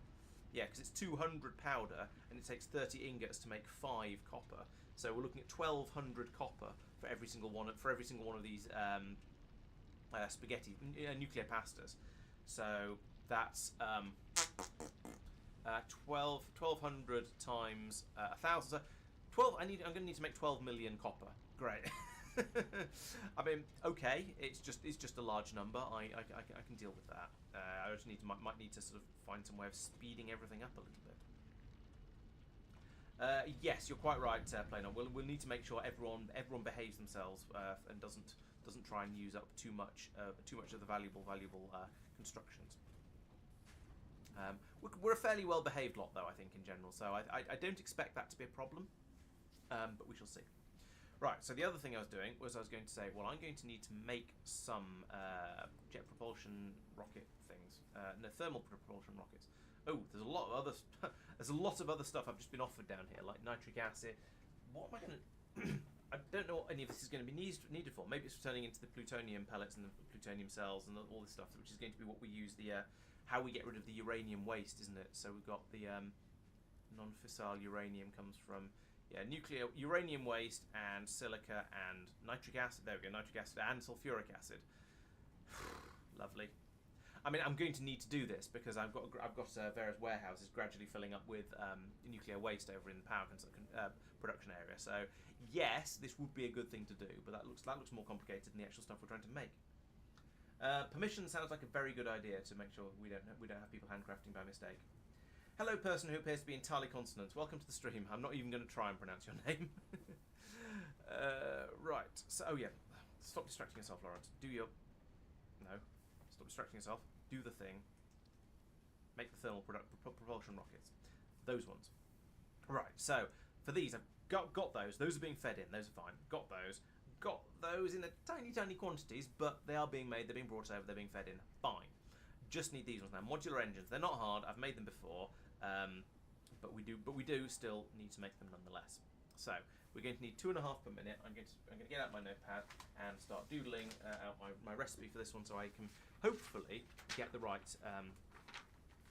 get all the right machines put in place and have all the right number of the right machines, and everything will just work TM. So we need modular engines. Mod eng is made in a and I need 2.5 a minute of those. 2.5, and they're made in a manufacturer. Not surprisingly. Let's go for that one then. So we need 2.5 of these per minute. So we need to run this at 2.5 times what we're seeing here, which means we're going to need 5 motors per minute. They're just coming in off a belt, so that's fine. We've got the supply. Rubber, same. Smart plating I do need to actually make, and that's 2 per minute, which means it's actually 5 per minute. So smart plate, can't spell, 5 per minute. So that means I'm going to need three manufacturers to make the modular engines, actually, because I'm going to need quite a lot of them. And they're only made 1 per minute. I need 2.5 minutes, etc., etc. So yeah, there we go. Smart plating. I'm going to need. They've got two per minute made by 2 per minute are used, and 2 per minute are made. So I'm going to want 3 machines making those, and that's an assembler. 3 assemblers, which takes in.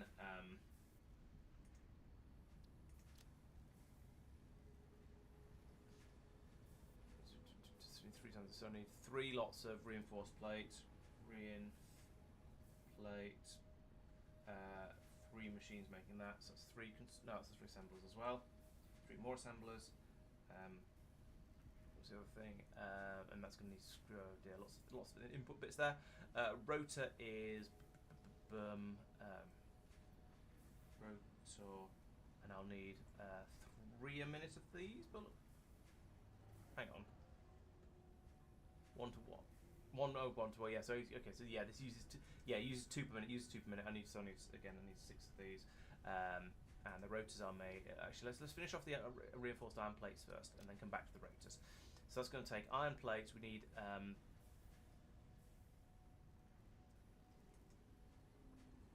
One of these makes 5 per minute.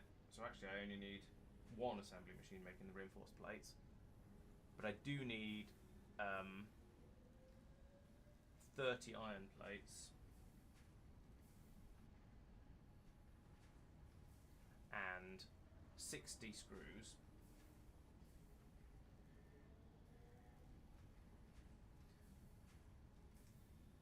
Which means I need. Actually, let's hover over this, can't I? Iron plates. So it's 20 per minute. So I need 2 machines making those. So 2 constructors. Iron goes in. And screws, I need 60 per minute, and they're made at 40 per minute, so again I need 2 constructors for that. And iron rods go in, which we need at a rate of 80 per minute. And they're made at 50, actually a little bit less than 80 per minute.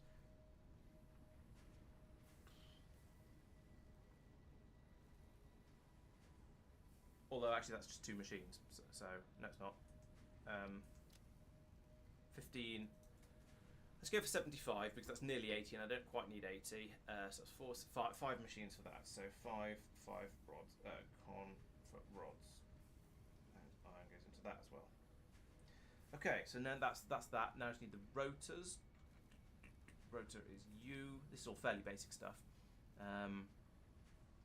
I could use it with I've got making enough screws is hard enough already, and I'm trying to make 6 rotors per minute, and this makes 4 per minute. So I need 1.5 times all this stuff. So we've got 25 screws go. So we need 2 assemblers for this, and we have more screws and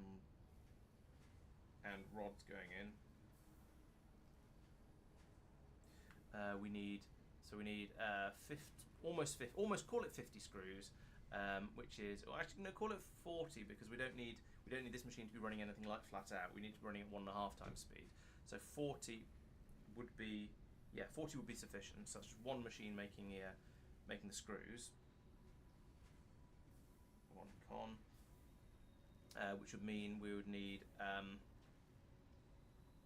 40 minutes. That's 10 rods per minute plus, so about 20 rods per minute. Which is so two machines making the rods. So 2 con for that. And then I just need to plumb it all together with a massive quantity of belts and things. Right, so that's all of the stuff there. So now I can put all this onto the shopping list, go over to production, where I know that I need 2, 3, 8, 9, 10, 11, 12 constructors.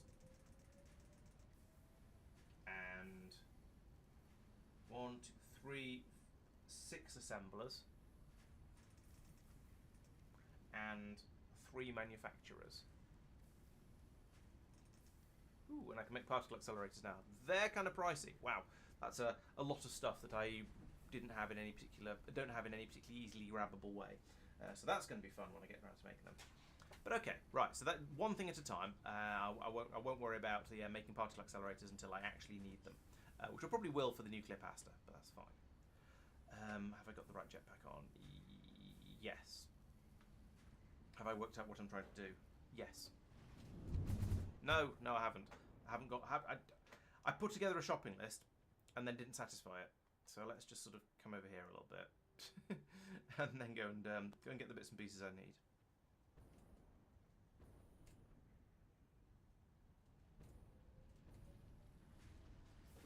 This isn't. I don't have Sainsbury's delivery. I have to actually go and actually get the bits and pieces that I want. They won't just turn up for me. No. There we go. Heavy modular frames. Bring it back up to back up to about 30.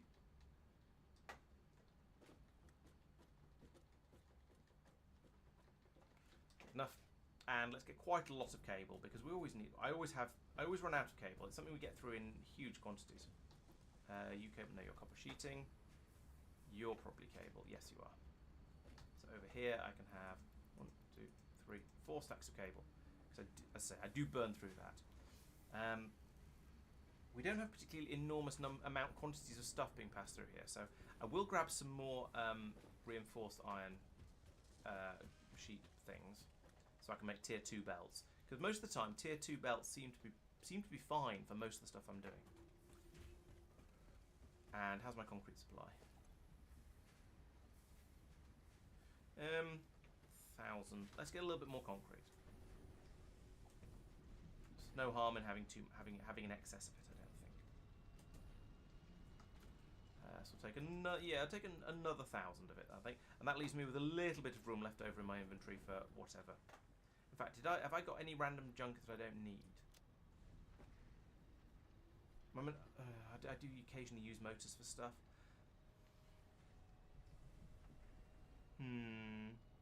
Most of this feels like it's probably useful, so I think I'll hang on to it all, and then regret it when I run out of inventory space. But what can you do?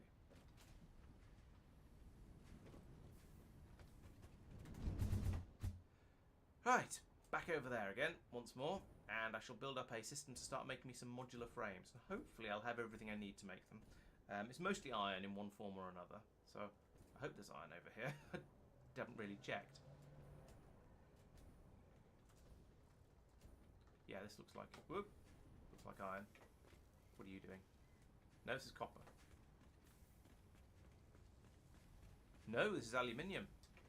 I hope we have iron over here, otherwise it's going to be a massive faff to get everything where I want it to be. Oh yeah, we've got iron sticks coming and screws over there. Yeah, okay, we're fine. Right, so what I'm going to do is I'm going to build this up here in the same sort of area up next to this bit, but I'm going to build off that way and go over the top of there with the intention of being able to pull any resources I need off the bus over there and make another bus as required. So let's just build that up over there like this and see how we get on. I may need to make some holes in the foundation. If I do, that's not a problem. We can do that.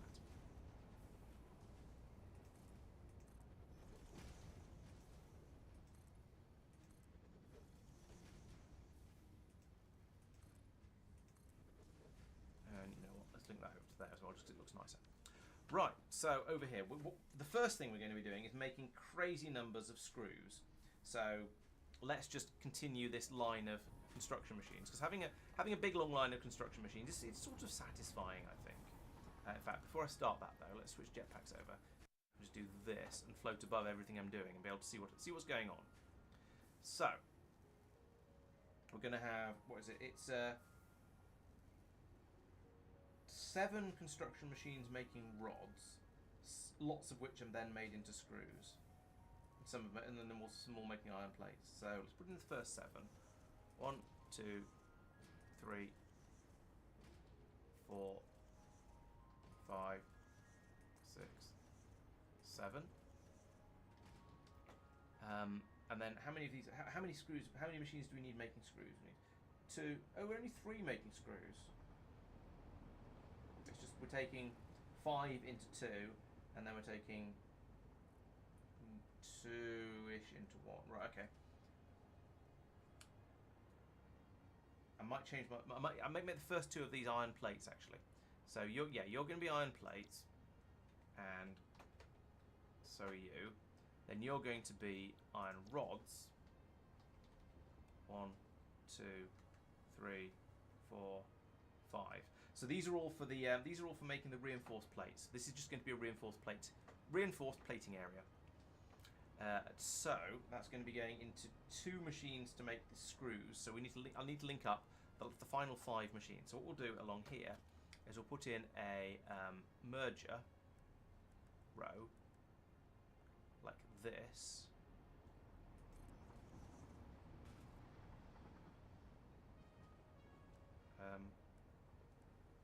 No, like that one. There we go. That's what I was trying to do. I was pressing R to rotate it instead of using the mouse wheel, because I play a lot of Factorio basically. We don't need that on there. Right. So then over here we'll have this belt going like that and that.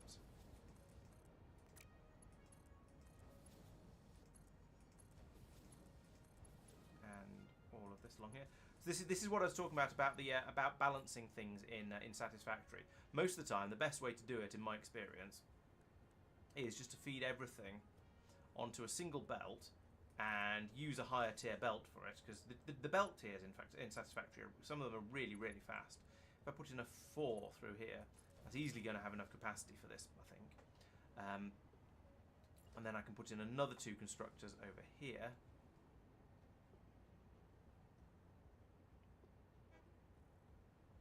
Like this.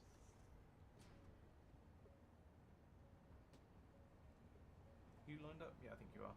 Oh yeah, the side arms don't seem to line up. Don't seem to quite line up. Let's put that there, and then I can drop down to probably a. Let's use a Mark III belt just in case. There we go. There and there. But that is not quite as symmetrical as I was hoping for, or intending it to be. Let's do that again. Let's make it symmetrical, because why not? Let's put that. Actually, there isn't room. That's why it wasn't symmetrical. I can't put it in close enough. Well. Yes, I can. Yeah, that's better. That's actually symmetrical now. Okay, lovely. So there we go. And you guys are going to then make the screws. There's a 1200 item a minute belt, is there? Okay. Oh yeah, I could dump the mining drills. Yeah, I feel like I may use them at some point, but I have no idea when. I probably won't. So that's there. 2, 3, 4, 5. And actually I'm going to need another pylon in the middle of here, because there's all these machines that need power as well. Okay, there's more machines here than I realised. How are you doing? Oh, you're fine. Okay, that's fine. There we go. Okay, so that's all the machines powered. They all know what they're doing. They just need an input of iron now to make them happy. Then we will also have a supply of iron plates coming out of here. So there's going to be another merger that's going to be like that. Then we need an assembler, which is one of those. And we'll put you in. Let's put you in here, like that. And then we need another merger here, like that.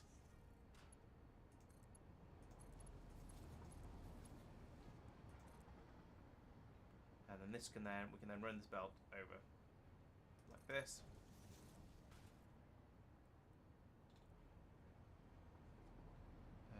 Yeah, I'll do. And then into there, and nope, go in there. There we go. There. Right. So that's now all of my. That's all the. That's this machine will now make enough. This machine will make the reinforced iron plates like that. We've got the inputs for it. It needs power still, of course. So let's power it off that one. There we go. That's my reinforced iron plates. Those can then be sent off to make the smart plates.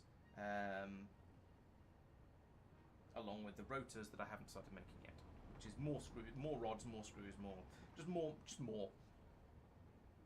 make the rotors. I've spread that out a little bit. Ideally, in perfect hindsight, I'd have put this the other way around. I'd have mirrored this whole construction, because then we'd have had this machine that's going to be making the reinforced plates would have been right next to the machine that's going to make the rotors. But never mind. Planning ahead is for chumps or something. So I need another 2 machines over here to make iron rods, and then I need another copy of that basically to merge them, and then put in a machine to make these screws, but also a merge and split machine to make the screws, and then a machine to make the rotors. Okay, so I'll need another merger. It's possible the volume is very low. I've occasionally had problems with my computer not getting the HDMI output volume right. I didn't check it this time because I was in a bit of a hurry because everything was being a bit of a crisis. Does anyone else think the volume's a bit too low? Because if so, I can have a fiddle with it. If not, then it might be a Jonathan problem rather than a Laurence problem. I'm afraid. We'll see. All right, and then I need another constructor over here. Let's just put you in over here like this, out of the way. Okay, yeah, maybe I've got it. It's possible it's got it wrong again. Actually, you know what? Let's put this. I'll check it in a second. Let's put this one here, and then let's put the assembler, because it's bigger, in over here where there's a bit more room, like that. Leave some room up the middle for the belts to go.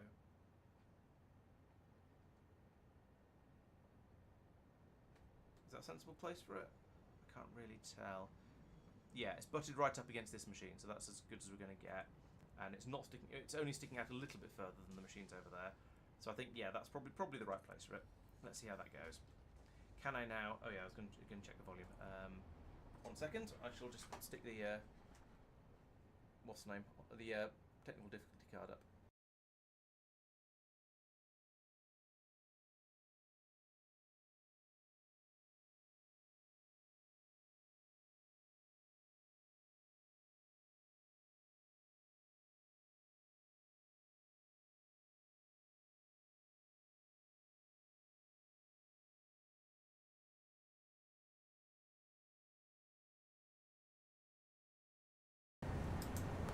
Right, okay. I've increased the volume quite a long way, so I recommend you turn your volume down to compensate. And I shall start talking normally again in a moment. I'm talking very, very quietly right now. But I shall start talking, I shall gradually get louder and eventually start talking at a slightly more normal volume again. So I hope that was long enough to give you a chance to correct your volumes without being too deafened. Normal service will now resume.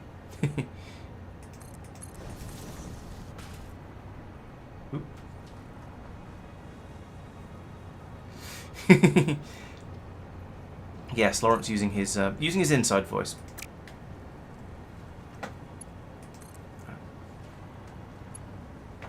Yeah, that goes to there, and then that one. Oh, this is not going to fit nicely. Now we're going to get some clipping there. Oh well. There's only a little bit of clipping. Is not so bad. Let's see if I can tidy that up a little bit.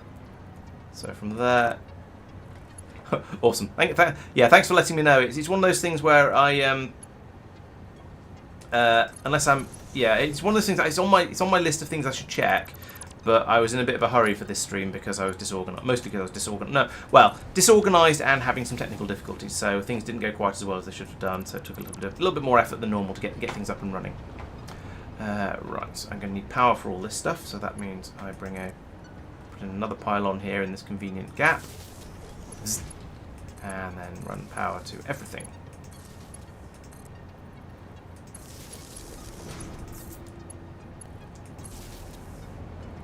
Nice. And so over here, what are we doing? Right, you guys are making more of the iron rods, and then you are making screws to enable you to make rotors. Feels good. And then from here, right, we've now got the 2 outputs we need in order to make smart plates, and that's going to come from 3 assembly machines. So I'm going to need a bit more space over here. So we'll put in some more concrete. You know what? Let's build straight into the side of this mountain over here, because then it makes it look like it's actually supported, and I approve of that. It feels a bit more real, a bit more realistic is probably not the right word, but it's slightly less ridiculous at least. And so on the outputs of these, I'm going to need to have actually, I was going to say I want to have 3-way splitters on the output because we're going to 3 machines. That's not true. What I actually want to have is just 3 assembly machines dotted along here, and then put the splitters in and separately, because that works much more nicely. Let's leave a bit of space. Put these in and then come back and regret it in a moment, probably. There we go. So along here, we're going to do these ones at ground level. So we put in a splitter here, which takes it in from that direction. And that direction. And I don't actually need a splitter here, but I don't know, it's a habit just to put them in like that, and I'm not quite sure why it's a habit, but it is. It's sort of, I guess it looks slightly neater if you keep all of your machines the same. That's the best excuse I can come up with for it anyway. So I've got 3 machines there. Then over here we'll need the elevators, so I'll do that and point it that way, I think. Same here. That should have been a bit further out. I'm going to replace all this because that looks awful. And when it's this easy to replace, I feel like I might as well try and put the belts in so they don't clip through each other. It just looks wrong. Sometimes I will accept a little bit of clipping if the alternative is something absolutely horrible. But in this case, it's just sort of build it again, but do it properly this time. So we'll split it there instead, and there, and there, and then I can bring the belts in. No, that one's slightly higher tier, just because. No, not up to there, just down to there. That's fine. There. La la la la la. Dum dum dum dum. And then I need to put splitters on the top of all of them. That's not a splitter. Splitter is number 5. I need to put splitters in along here. You go in from that side. Yeah, that's right. And again, and again. And exactly the same sort of thing with the belts, but a little bit higher up. No. Yeah, there we go. And then this can come from, you know, let's use an elevator. Let's be slightly neat about this. Put that there. And then bring a belt across from there to there. Okay, so now, what you guys are supposed to be doing? You guys are supposed to be making reinforced plates? No. You're supposed to be making smart plates. Smart plating. There we go. That one. Copy. Paste. Paste. And I need even more concrete. Okay, I'm nearly there. This is the next thing. The next machine I'm putting in is going to be the one that is going to be the manufactory to make the modular engines. So in fact, I could just put that. Let's put that over here because it's pointing in sort of the right general direction to go off to where other things are happening. So put all that over there. Then I will need an assembler, but not one of those. A manufacturer, yes, one of these chonkers. Put that in like, put it in there. That's fine. Then along here, I'm going to need to put in some belt mergers. Like that. And that. No, go into the side. Yes, a hecking chonky assembly machine. But it needs to be big to be able to allow you to fit 4 belts into the back of it like that. Thump. And you are going to make, what are we talking about? Modular engine. Modular engine, that one. So we've got the smart plating now. The rubber and the motors are just going to come in from supply. We've got a supply of them somewhere probably. We're just going to try and bring it on off that. I do need more power over here though. You're only at 5 out of 7, so perfect score. Bring that over here and link that up to all of these guys. Because all of this has been a theoretical build at this point. I haven't put in any resources yet. We just need an enormous quantity of iron coming in at the back. Oh, that was not plugged in. We need a phenomenal quantity of iron being poured into this whole area in order to get all these machines running. But oh well, we'll find a way of doing that. Also, we're not fed this anyway. Oh, this just has to go to over here. That's really easy. I'd not twigged just how close by this machine was to where I was building this one. That's really handy. So put an elevator on there and point it that way. Put an elevator over there, point it that way. Lovely. And then I'll go. Actually, that warehouse isn't too tall. I can just run the conveyor from here to there, and it'll look quite sensible. How are we doing now? What's the other thing we need over here? So that's going to be the modular engines. The cooling systems, we've got enough of those now. We can put in a belt going from here to fail. We can put in a belt going from here to here, and that's absolutely fine. So that's now sort of it's now sort of everything. It's not actually everything, but it's a sort of a it's sort of pretending to be everything because we've got massive shortages of some of the inputs, but we've got at least everything has been thought about now. So the modular engines we just need to feed in all that iron. The cooling systems, I've set up a belt to bring them in now, so that's going to be kind of work. And the fused modular frames, there's supposed to be some up here. We should have had. Oh no, I know what I've done or not done. I bet I didn't tell the station over here that it's to actually be an unload station, not a load station.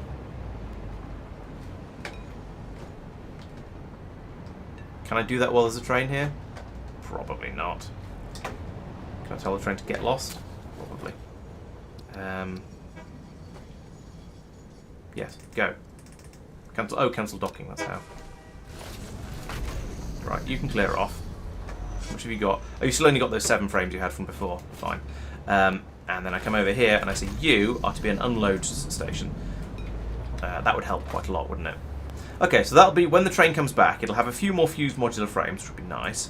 It'll dump those into the system. They'll be brought up to here, and then we'll have the fused modular frames. So, and the cooling systems should. Yeah, there's one.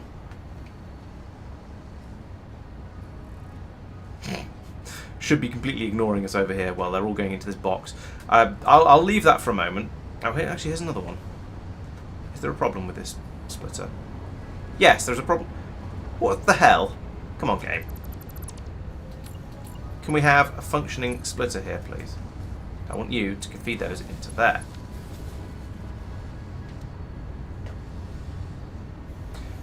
Dun dun dun dun dun dun dun dun. Which way is it going to go? The hell?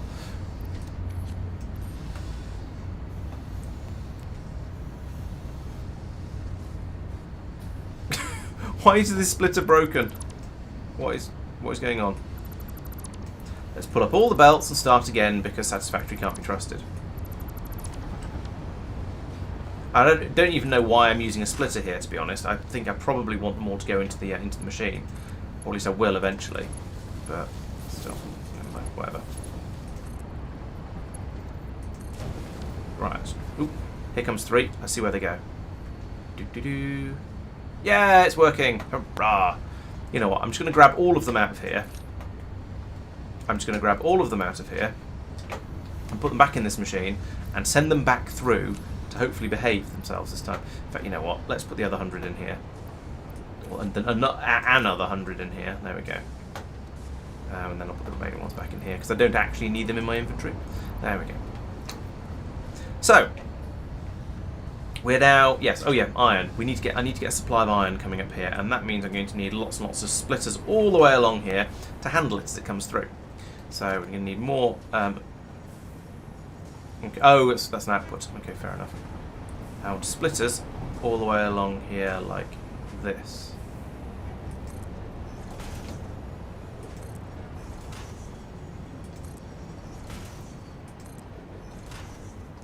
To be honest, no. By now I probably should have made a blueprint for a system that makes enormous quantities of screws, because there are so many areas, or maybe even a blueprint for a thing to make a quantity of reinforced plates, because they're needed by so many things. It would have been very, very worth it. But I haven't, so tough. Alright, where is iron available from? Are you iron? No, you're aluminium. There is iron here. So, oh yeah, this must be iron up here, I think. Yes, this top belt here is is iron. Right. So let's put in a what speed are you? You're only a 3. Gonna need to speed that up, I think. And right, let's put in a conveyor floor hole. Ooh, I can see some of the stuff through the ceiling. That's quite neat. Let's put in a conveyor floor hole about here somewhere. That's going to be a logistics lift floor hole. Yeah, that would probably be quite a useful alternative recipe. Most of the alternative recipes I've found have not been particularly useful ones, unfortunately.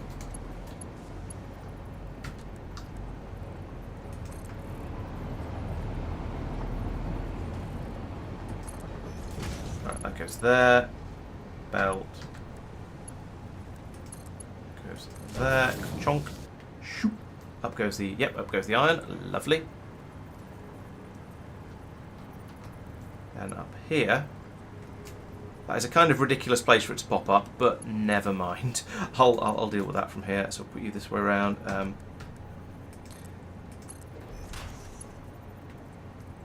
then we bring the belt out from here, and again, stick with tier 5s. I know tier 5 is faster than the belt is downstairs, but we have loads of aluminium available here. So I feel that using the aluminium one is probably sensible. And I'll just speed the other one up as and when I can, when there's a need to. Can we put this in neatly? Yeah. And then the belt that runs up the middle of here can carry on being a Mark V just the whole way along until I run out of Alclad or Alad or whatever.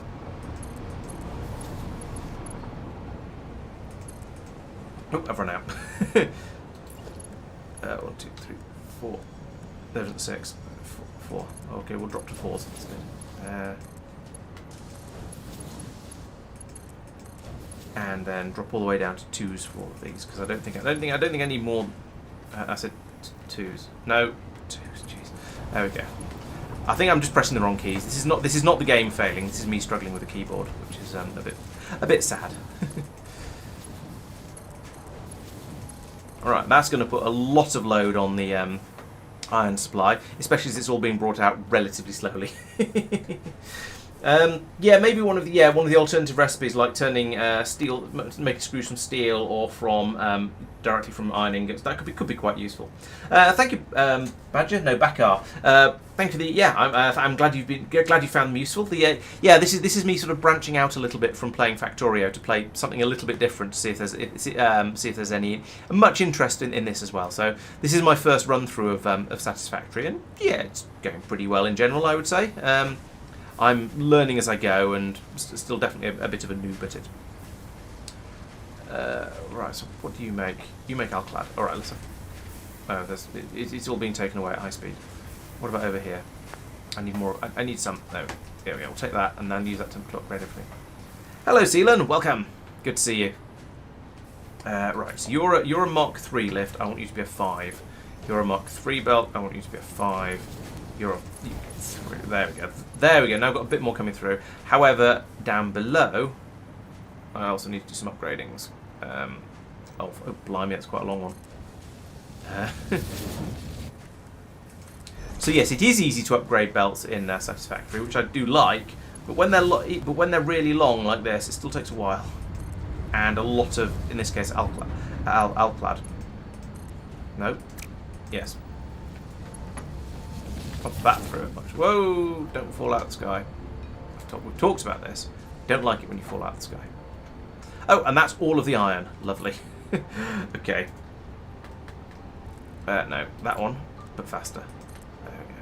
Right, so I've upgraded the belt all the way from the iron supply from the station all the way up into there. However, that means we've now run out of iron, which is a little bit of a shame. Oh, there's a trainer's... Oh, okay, a train just arrived. That's really good timing.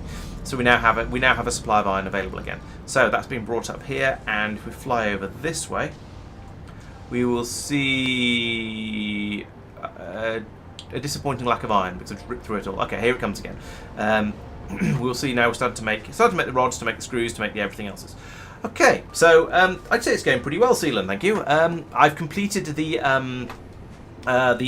research project into more advanced nuclear shenaniganery, which means I now have the capabilities, if not the actual capacity, to make all of the things that I need for the Phase 4 objective at the top there. So this machine that I've just put together, this construction here that I've just put together, all of this is basically making the bits and pieces in order to make rotors over there and reinforced plates over there, rotors over here, to feed through into this machine. Oh, I don't know. It goes in somewhere. Eventually we're going to get smart plating coming out of it, and then we're going to get I can't even remember what. Oh yeah, there's the smart plating coming out over there. Then over here, this machine is going to. Oh no, it's not going to because I haven't plugged all the inputs in. Then we're going to find motors and rubber from somewhere. Plug them into this machine. Going to get another type of motor coming out of there, which is going to go into that one, which is going to then be able to have all of the inputs required, hopefully, to make the thermal propulsion rockets. As you can see, we're only waiting for the modular engines. And then we can very, very slowly start making the third of the Phase 4 things up there in the top right. So, yeah, things are going, I would say. But I need to go over to this machine over here, and I need to get to... Wait, what? Right, I need to put down a couple of elevator holes and then find a way to get to the to get rubber and motors over to here. So let's do that. No, let's do that, and a couple of conveyor lift floor holes, one there and one there. And give them elevators. We only need Mark IIs for this. This isn't going to be in particularly high demand. Whoops! Please don't mouse twitch. I wish it wouldn't do that. Crap, that's the wrong way around. Try it again. Elevator goes there, but points that way. And same for that one. Good. Oh, and I'll put the belts in as well. Because why not? There we go. Now, I come down here and I go, where the hell am I going to get rubber from? And where the hell am I going to get belts from? And why is it so steamy? Now, I think we had some belts. Yeah, oh, there's motors. That's been taken straight up and above. Are you a splitter? Yes. So I could bring an elevator up from here and then run it. Actually, that's not. It's a bit of a weird way of doing it, but I don't hate it. Yeah, let's do that. So put in a lift here like this. There we go. And get me a Mark II belt. Bring it straight over here like this. Boom. How far can we go? Far enough. And then I can stick an elevator on the bottom of here, pointing this way. And link that belt to there. Right, that's that one. Now rubber. Now I'm pretty sure. Ooh, does something over here need rubber? Do you need rubber? No. There's rubber around somewhere. Rubber abounds somewhere like over here. And in theory there's rubber. Problem is, when you've run out of rubber, when you've run out of something, you can't tell which belt it's supposed to be on. Pretty sure it's this one. Don't stand on there, you'll forget how to fly. I think it's that one. So if I pop up back up here. No, it's rubber. It's this one. So I could do exactly the same from here and have another lift coming off here like this and intersecting neatly with that one, which is a shame. So we'll just bring it up to here. Then I can do a dirty thing like that. Oh yeah, I know there's definitely rubber around in many places. It's just finding it and in a convenient place where I can add it into the existing system, or get it from the systems without it being too much of a horrible. And that then feeds to there. Right. I'm not enormously proud of my spaghetti, especially there's a piece stuck there, but that's just a graphical glitch. But I think that should work. Once we get some more rubber in, it should be absolutely rubbery. If we look over here, we will should see that piece of rubber arriving in a moment. I'm going to turn the light on because it's getting dark and I can barely see. So yeah, we need to wait for basically more supplies to be brought in, and then yeah, there you go. You can see that we have more than 0 of everything. So actually, no, I've got some rubber. Let's feed that in just because I might as well. And there we go. It's working. Hurrah!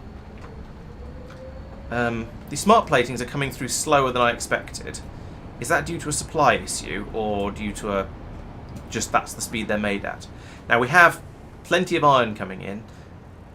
Now we've got loads of that. The iron rods are starting to back up here, which is nice. That shows we're making them fast enough. Screws are flowing merrily, as screws do. Over here, only one of these 3 machines is working. That suggests there's a problem here somewhere. Something is not being made fast enough.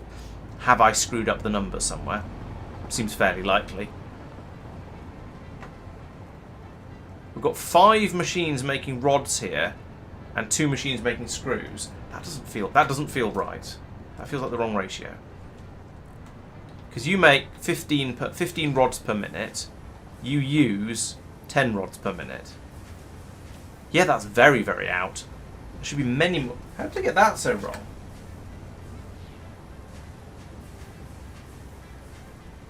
And is that in fact... So we're making 40 per minute there. And I reckoned we needed 40 per minute for each machine, and I reckon we needed 60 per minute. So this presumably is... Yeah, okay, we've got loads of screws over here. I just got really carried away on the rod making machines over here. We need like 2 or 3 of them. 2 of them. And for some reason I made 5 because maths is difficult, apparently. However, you can see over here, we've got plenty of both of the inputs there. And then what are we short of over here? We're short of rotors, so it is this one. This is the problem. This system over here that's the problem. What are you short of? Just construction time. What? How did I get this so wrong? Oh, I did say I wanted 2 assembly machines for rotors in my notes. I just only built one because apparently numbers are hard. Okay, let's put in a second one of these bunnies over here somewhere, and then work out how on earth I'm going to get all the bits and pieces in that I need. He says. If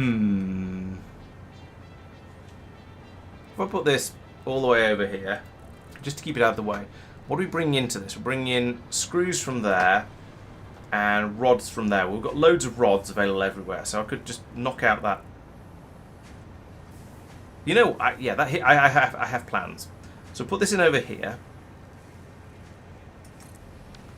We are making... Actually, we're not making the screws as fast as I was hoping. I could leach some from here, because these are coming through faster than they're needed. As is shown by the fact this is filling up quite neatly.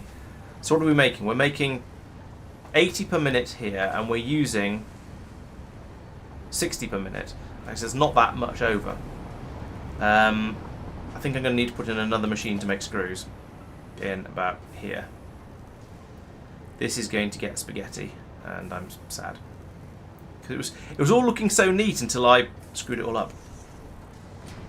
Alright, so how are you getting on for rods? Not too badly, but not amazingly. Right, so if we remove this belt here and this belt here, it gets rid of one of my overlaps, which is quite nice. I can remove that one, and then I can run a belt from there to there, and that'll provide all the rods that I could possibly need. And that's stolen one of the rod machines from that was massively excessive. So that's yes, indeed, screwed up. Well done. You are also going to be making screws. Thank you. So you need a supply of iron rods, which means probably from here. So we've got 2 machines making, yeah, we've got 2 machines making rods, and 2 machines making screws. Yeah, that should be fine. So that doesn't need to be a Mark 5 lift. Let's drop that down to a 2. Like that, and like that, and then that's concrete belt like that. There we go. So that's my screws coming out over here, and you then go into there. What was the other thing? It was rods, wasn't it? Yes, rods. So that would be somewhere over here. Well, we've got. I could pull off here. That'd be kind of weird and sort of semi-elegant. Let's bring that up to about here, and then over here. No, here.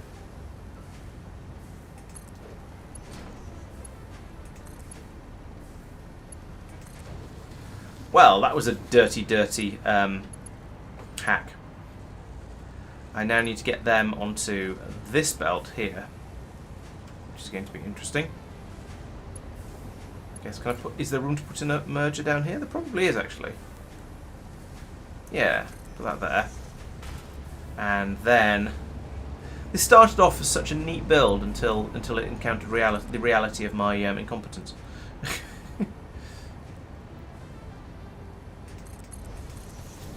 And bring that over to just in there. There we go. Right. Oh yeah, it needs power. So does that one. I bet that pylon's full. It is, of course it's full. What about you? Ah, there we go. Right, let's put in another pylon because that one's also nearly full. And if I power the 2 new machines off it, then it'll actually be full. Alright, that's running. This one isn't because we need to tell it to make rotors like that. There we go. Screws go in, rods go in, rotors come out. No, a lot more screws need to go in first. Okay. So you're making 40 per minute, and you're eating 100. Oh, these machines. I'm somewhat bemused at how badly wrong I managed to get all these numbers.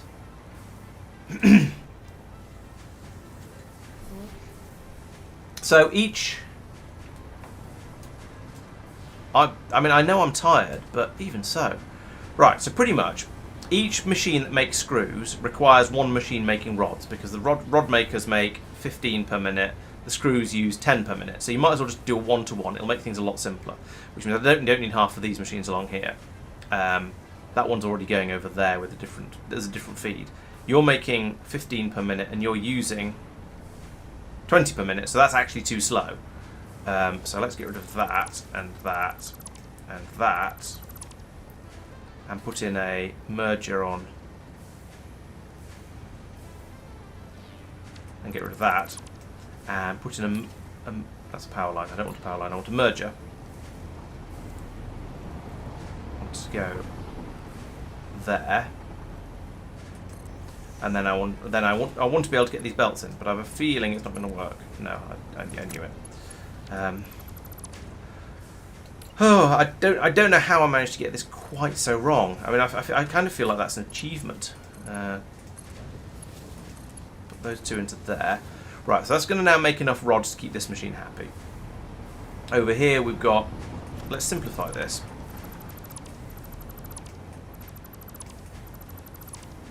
Because this is all a bit unnecessarily complex. And then we'll have a belt. What? Oh, okay. What? I've forgotten I've done that. Anyway, well, 1 belt there. I'll redo that other one, I think, in a moment. And in fact, I'll get rid of that. Okay, and then another belt goes from there to there. No. From there. Do what I mean, not what I say. Right, there. Like that. Okay, so we have these two machines are directly feeding these 2 screw makers. This elevator is going to have to be redone because this is utter nonsense. Let's get rid of that. And now let's try to get things a little bit more correct. So what are we doing over here? We've got two of these machines making 40 screws per minute. Going into one of these, it requires 60 per minute. So this is absolutely fine. that bit I've got the numbers right. Over here we have an assembler that requires 20 rods per minute, which is 2 of these machines, and not feeding it in because I didn't put the belt back in, but if I do that, then that's okay for rods. It also requires 100 screws per minute, and these make, I said 40, didn't I? So we need 2.5 machines going into this, and we currently have 1, which is why it's very, very sad. We need. I'm going to get rid of that and that, because then if I can now make it 2, I can now at least make this 2 machines going in here. In fact, you know what? Let's also get rid of some of this nonsense. And just go back down to having a 1-to-1 feed, because anything else is a little bit unnecessary. All of that. Belt goes from there to there. Yes, I know it's slightly, the numbers are slightly out, but they're close enough that I'm quite happy just feeding 1 screw maker into 1, 1 rod maker into 1 screw maker.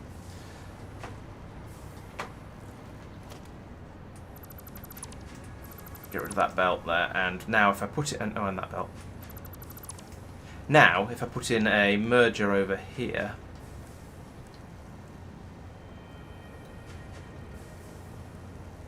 like that, go to there, there, there. Please? Come on, there we go. There to there. Right, so that's now 2 machines, so it's 80 out of the 100 that it wants. So it's not quite there, but it's feeding it pretty quickly. That's not too bad. I did, however, say I was thinking I wanted another one of these, because we're making 4 rotors per minute at the moment. Well, we're actually making slightly less than 4 rotors per minute, and over here we are using 2 rotors per minute there, 2, 4, 6. Yeah, so if I put in another set of machines over here that's going to make more screws, feed them into one of these, and make more rotors, then we will finally be okay. And I'll have corrected my earlier terrible maths, and still have no understanding of how I managed to get it quite so wrong, because I'm supposed to be good at maths. At least I'm supposed to not be this bad at maths. I'm also falling off the edge of the world. There we go. So let's do some further building. Problem I'm going to run into here, of course, is there's a giant rock in the way, and I don't know how much of the machinery I'm going to be able to fit in before I run into that. You know what, actually? I could.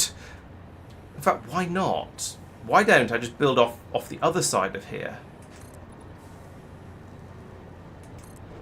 What could possibly go wrong? I don't think anything could go wrong. It's just a bit weird building off the other side of the bus. But since I tried to make my buses vertical when I'm actually happy, when on the rare occasions I do bus-based things, this might be okay. And then let's put the assembler over here. Think in 3 dimensions, basically. Right. So now I can put constructors over here.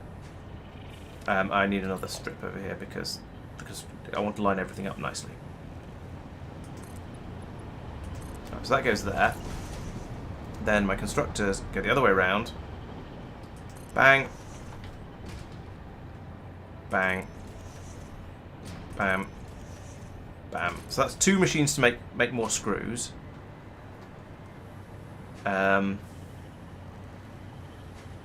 Which is what I've got here. So that's the screws. Then we need an assembler. Actually, this is actually even easier than I was expecting it to be. No, assembler, that one. Put that in here.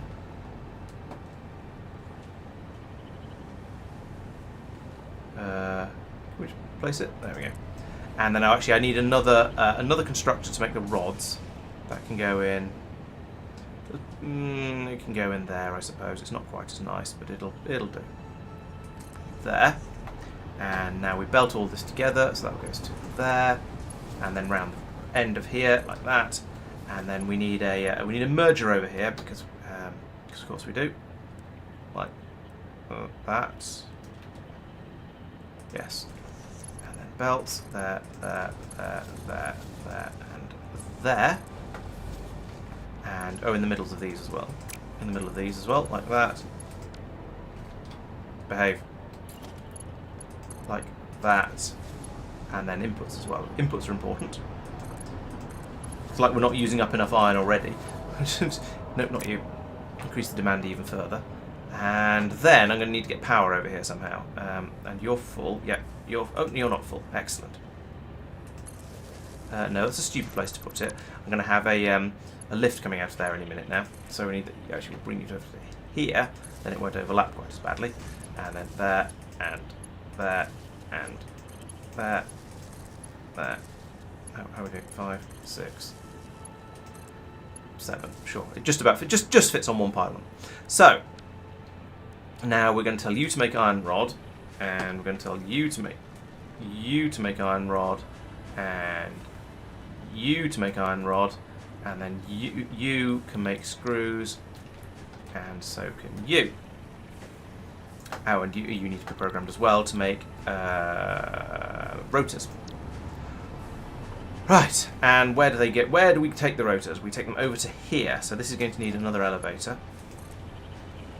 I wish there was a tooltip pop-up or something that told you how high you've made an elevator, or a lift, sorry. I'm being American, which is very weird for me. You're pointing the wrong... Oh, I'll put it in the wrong place, that's fine. So I think that's quite a good height, but it'd be nice to then be able to make the one over here exactly the same height. And you can sort of do it by just lining it up by eye like that, but I'm honestly not sure if I made them quite the same height or not. Yeah. Woof. And now we can get some rotors flowing, and that will... So now we're now making the rotors at the rate we were supposed to be doing it at initially. And this is quite a nice, neat little build. It's just a shame that this thing over here is such a spaghetti mess. Oh well, between them they will hopefully start producing the rotors at the rate I wish them to be accustomed to. And that should allow at least slightly more of these machines to start working. We'll get slightly more smart plating coming out through here, and then over here we'll get some modular engines. So it looks like, actually, yeah, we've got a sufficient input of everything at the moment, which is quite nice. I'm not quite sure why. I don't know why the smart plating is okay, given that this is given that it was having so much trouble before. Hardly make it more spaghetti. Charming. No, it was quite. Before I started modifying it, it was all quite neat and all not very spaghetti. But now I realise I made lots of mistakes, and so it is quite spaghetti. Like if you look over here, I would say this build isn't bad. This bit is quite neat, and over here, this bit is quite neat. It's just the bit in the middle where I screwed up, and then it got spaghettified as I was fixing it, which is yeah, what can you do? So you are making modular engines. In fact, you've just finished a modular engine. There it goes. Lovely. So that means that over here we have everything we need. We are making thermal propulsion rockets, and we have made 4 of them. That means we are a 250th of the way through making all the rockets we need. So I guess the obvious next thing to do here is to extend that a little bit and put in one of these up here. I didn't need to extend it that far to hold them all, and I can belt that in like that, and we can remove that piece because we don't need it. Lovely. So okay. Ooh, that's a shortage of power. Okay, so that's 3 of the things. 3 of the things sort of theoretically kind of maybe being made. The first ones, the ones that look, I don't know what they look like. The red things on the left, the ones we've got 368 of, they are some kind of advanced supercomputer thing. They are being made over there in that building, or in that factory over there, I believe. I haven't looked at that for quite a long time, so I don't know how it's getting on.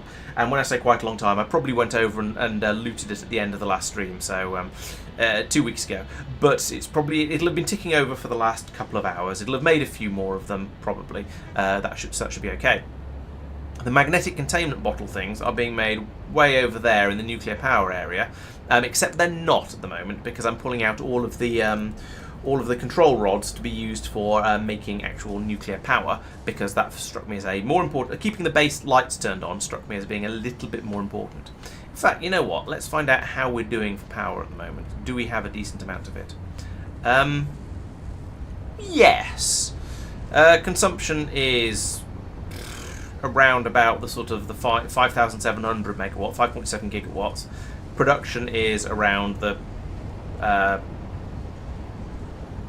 6,800, So, yeah, we've got a bit of headroom in there. That's not too bad. Now, the maximum consumption, if everything kicked in flat out at the same time, is a crazy large number that I don't even want to think about.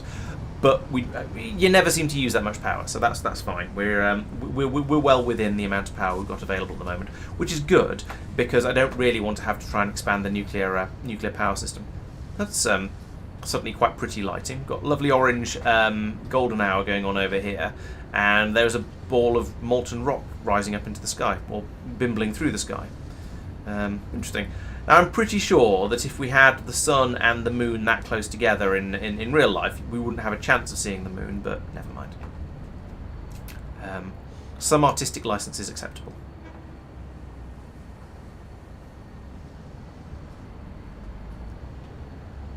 Right. We now have a nice healthy supply of the coolant machine jobbies. We're just short of, it seems to be we're just short of rubber and modular engines. But since I only just started the modular engines being made, that's kind of acceptable. So we want 2.5 per minute of those. When we're running, we're making 1 per. Oh, for goodness sake. Maybe I should be making these twice as fast. I didn't really look at. Oh, I did kind of look at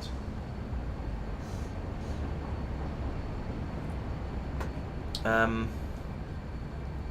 We see. Oh, actually, no. I take it back. I didn't get it as wrong as I thought. I wanted to put in 3 manufactories for these.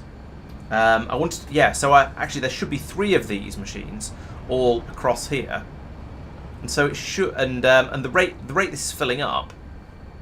I think we might. As long as we don't run out of rubber again, we might actually be all right with that. So let's put in some more of these. Let's put in some more of these. Is there room for one in there?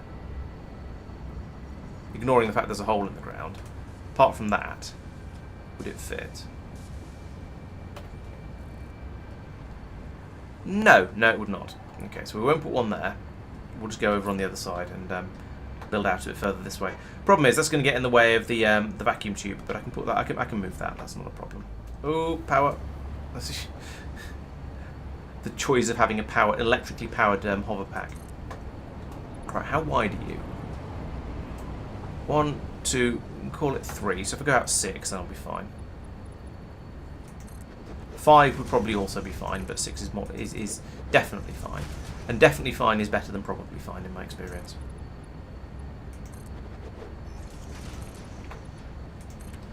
There we go. That'll do.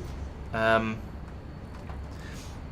fun part here is going to be getting all these things into the right places. So this bit is easy.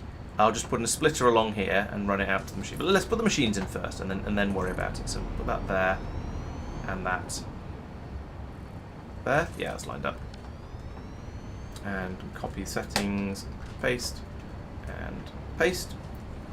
And then, well, we're going to need a lot of elevators on here. So we'll have that at this height, then that at this height, that at this height, that at this height, and then we will have the traditional splitters along here like that and that.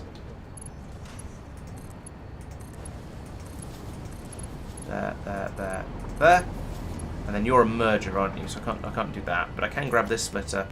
I should put it there, to be honest. It's a bit wrong, but it's not too wrong. That. There we go. So that's that first input, the easy one done. Now I need to put splitters on along the top of all of these. Like, oh, that's not going to be nice. That doesn't really work, does it? Because that belt's going to go through the other elevator. All right, we'll do one along here like this, like that, and then the other one will have to go downwards and go underground. Going underground. Floor hole goes there. If I put that there, can I just whack a lift in directly on top of it and just have everything linked together nicely? Yes, looks like it. I don't know how much I trust it, but it looks like it. It looks like it will work. Put you at the end of there. Lift goes there. Right, so now along here, I need to break these out. Somehow. I think that just can't come through there. I think that's going to need to be moved back a little bit and come up about here. Actually, no, it's this one. This one needs to be... That was fine, actually. I should have left that one in place. It's the other one. I mean, not that it actually matters over here which one's which, but it's this one that is going to need to be moved further back. We'll put in a lift like that. Remove the floor hole. And now, if I put in my splitter on here, like this, have it come in from that side, then I can put in another floor hole. Yeah, I can put the floor hole back in again here. This is slightly ridiculous. Maybe slightly more than slightly ridiculous. This is a bit ridiculous. Whoop. But I think it'll work.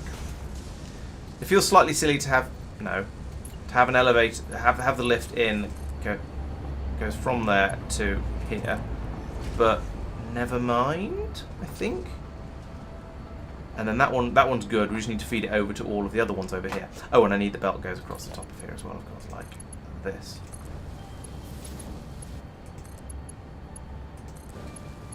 Okay, so that's my... I don't even know what's, because they're not coming through anymore. Oh yeah, because I need to link the belt back in down here. So I need an elevator on the bottom of there. And has that linked up? No. I mean, that's not surprising really, given the way the belt was going. There we go. So that goes onto there. Now, if I pull this belt out, can I put in a splitter on the bottom of here? I probably can. Yes. It's coming that way. Excellent. And it's that belt there. Yeah. So that belt comes from there to there. Then over here, I put in more elevators on the bottoms of these, like this, and this. Lovely. And now I can put in my splitters again. Actually, I don't need one on the final one, but I will just in case I decide to extend it later. That. And then run the belt from there to here. And here. Right, if we ever get a healthy supply of rubber coming through, then this should start working. Did I link everything up? Is that going to smack you straight into... Oh, actually, you might clear the concrete. It'll be interesting to test that and find out. So yeah, motors are coming through very nicely. We've not filled... Oh, we've not powered these machines yet. That's why they're sad. No, put it away. Don't need a gun. This isn't America. Right, power... Bring that from there to... I'll put another pylon here because why not? And link it up to that. And that. And then I would like to get rid of some of these motors that are lurking in my inventory. I would like... Actually, they will fit in a single stack now. So a single stack of motors is fine. Okay, so the motors run through. They're going into the machines. Over here, we've got the smart plating is coming through gradually. If I take it out, the smart plating from here, we've got 37 of them, and put it in this machine here, just to sort of get it to flow through and be split between them.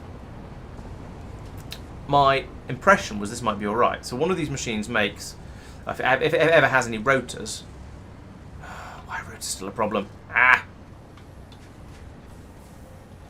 Rotors are still a problem, apparently. If we ever get enough rotors through, then all this should be absolutely fine. Yeah, perhaps the moon being so close makes it more visible. You're probably right, Tristan. I will happily go with that as a theory. Right. So this machine making rotors is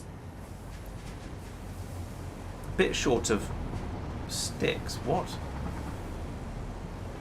15 a minute. 20 a minute. Okay, so yeah, we're limited by that. So we are only going to be producing about 3 rotors a minute, makes plus this one is running at the same speed. Well, this has got a lot of rods in it, so we'll call it 6 a minute. Over here, we're using 2 per minute, 4, 6 a minute. So these should all be able to run flat out. So we're making 6 smart plates a minute. Do each of these require? Each of these require 2 per minute. Yeah. So this is all correctly balanced. We just don't have any rubber, and we're not quite producing the rotors fast enough to keep the to keep these assemblers fast. No, we're not quite producing the iron sticks fast enough to keep the rotor assemblers running flat out, but they're running at 35. They're running at 75% speed, which, given they produce 4 and we need 6, is okay. Yeah, those numbers do make sense, kind of, but only kind of. No, the numbers do all add up. The balance is correct in there. It's just that we've got a bit of we've just got a shortage of rubber over here, which is why we're not making these motor things, modular engines. Although this machine has plenty of rubber. I could steal some of that, actually. If I split that in half and give you half of it back, and then give you half of the rest, and then give you the rest of the rest. There we go.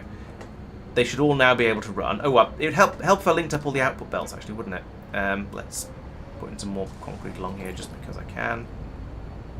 Along here, anyway. I think I only need it there. Then that's a merger, goes here. That's a you don't go there at all. We have another merger over here, but pointing in a different direction. To output that way. And then doop, doop, doop, doop, doop, doop, like that. And then how high is that lift? Not very. Basic height. That, and then like that. Okay, this should now work. We should be making 1 per minute. It's just, yeah, there's a couple coming out here. Right, yeah, this looks kind of promising. Like it looks like it should be working. We're just a bit short of rubber supply at the moment. So we've made 10. So it's, you know, it's that's 1% of the way through what we need. Great. And for some reason we have absolutely we just don't seem to have any rubber available. There was quite a lot being pumped out out of the oil processing system. I don't know why it's such a problem, but I think it's something I'm going to have to go and have a look at, frustratingly. But you know what? This system is now working. Let's go and have a look at the computer area. See what's going on over there, and just generally go around and catch up on things and work out where the problems are. Well, I've got the horizontal velocity, so it's not too bad. Schmeck. Ah! Can I land, please? There we go. Right, let's play where on earth are we making those things that I'm looking for. So that's adaptive control units. Yeah, we needed those to make the next step. The adaptive control units are a thing that you just need for the space elevator. So let's touch down, switch jetpacks back over, go up top. Right, so following this belt, which doesn't have anything on it, which worries me a little bit, we can get to here, which is making the assembly director systems. I mean, actually, to be fair, that has enough adaptive control units in it to be running for the time being. Over here, we've made 56 of them. So that puts us over 10%. So we are trucking away nicely over here, kind of. 10% is definitely a quantity. It'd be nicer if it was more than 10%, but you know, it's getting there. And if we've made 10% in the first sort of most of a stream, then that means that by about October I'll probably have finished. Good. We do seem to have plenty of supercomputers though. That's sort of a nice thing. So what do we use? We're using 1.5 adaptive control units per minute. How fast are we making them? We're not, because one of the belts is empty. We have no automated wirings. Oh, we're only making 1 per minute at the best of times anyway, so that's only going to be running at 2/3 speed. Joy. This belt is not drawn properly, even nicer.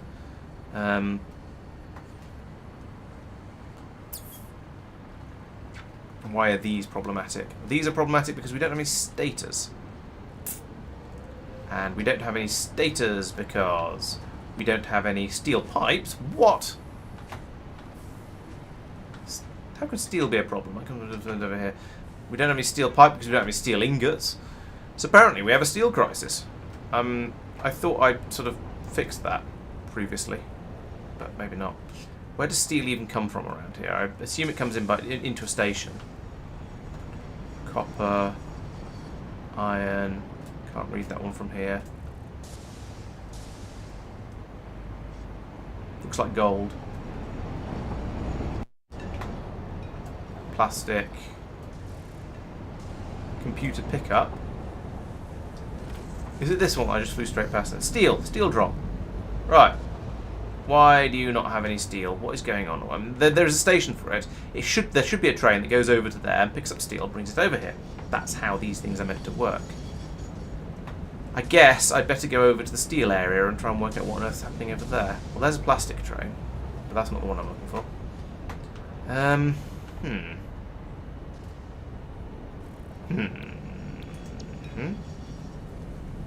So there'll be a steel stations. No, I'm looking at trains. They're just all called train, which doesn't help. Or a lot of them are just called train, which really does not help. Including all the steel ones by the looks of it. Except actually that one's called steel train, which is slightly more helpful, but only very slightly. I kind of want to. How many trains are there over there in the steel? Oh, there's a crisis. Okay, let's go and find out why there's a crisis.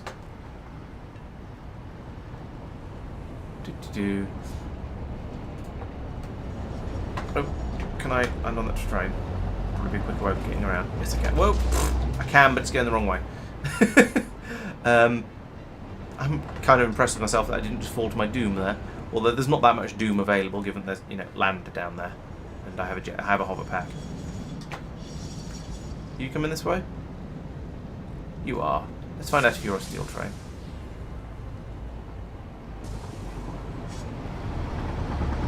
Bonk. Nope, you're not a steel train either. Okay, fine. I guess if there's a train jam up there, that's probably going to eat in all of the steel trains, so they'll all just be sitting up there, waiting in the jam, trying to get away from whatever they got stuck to. Climb the hill. Now it might be there's just a train that's waiting in the steel station until it's full, which I think, to be fair, is what I've told them to do, and it's just waiting for a bit more steel to come in. Yeah, I think that's what's happening. We've just got a queue of trains waiting here to have suitable amounts of steel. And... What? The station is full? What? What? Why? What are you doing?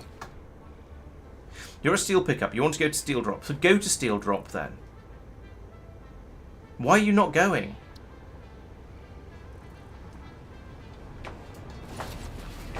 Oh, I hate the trains in this game. They're just so bloody stupid. It is still dock. Alright, fine. You get out of here. Cancel docking. What are you even carrying? You're fairly full. Why weren't you filling up? There's loads of steel here, so the next train can pull in, fill up, and get lost. Why was that train just sitting there? I don't understand. It should come in, wait here until there's enough steel to fill it up, fill up, and go. Here we go. Like this, in fact. Get the steel. Put the steel on the train. Steel goes on the train. Like that. And then the train goes away. Honk. There we go. Like that. Right, and we're now down to... Okay, it's taken most of the steel. So, at this point, fair enough for the train to wait a bit for another steels to come in. But it's coming in at a Mark 5 belt, so it should fill up pretty quickly.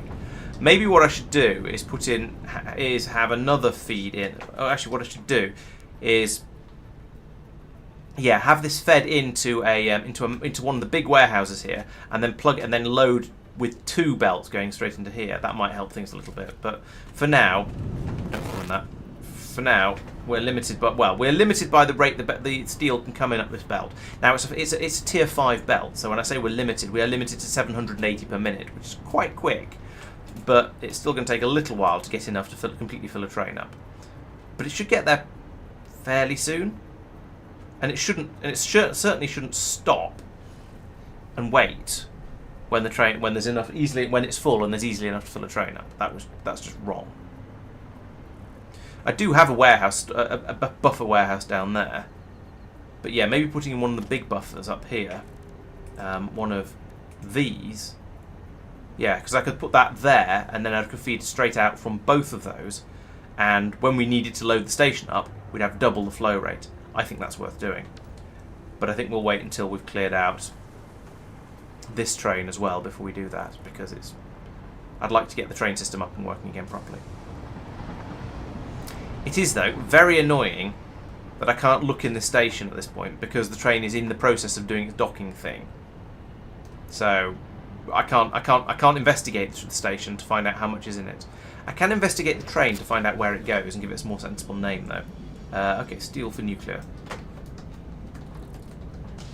There we go.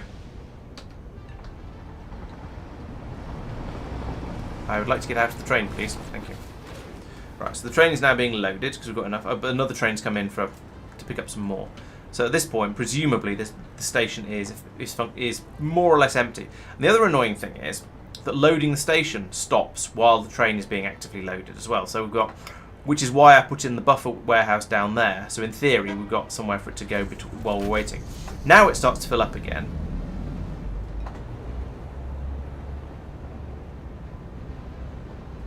Oh, I see. So it does.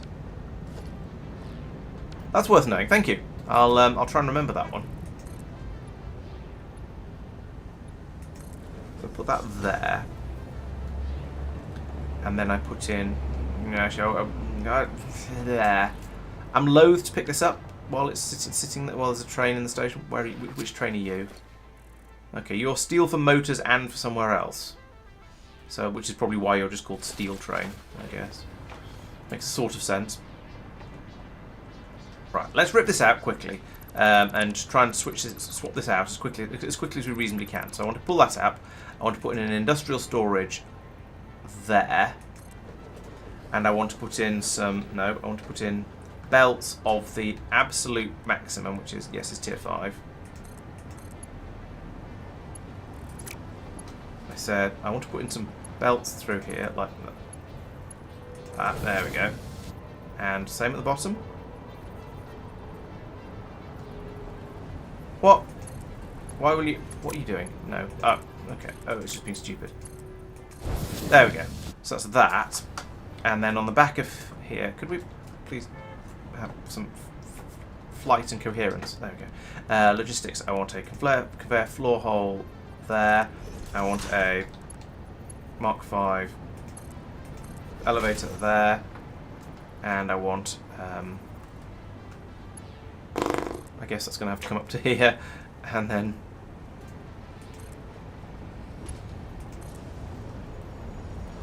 there and there. Right.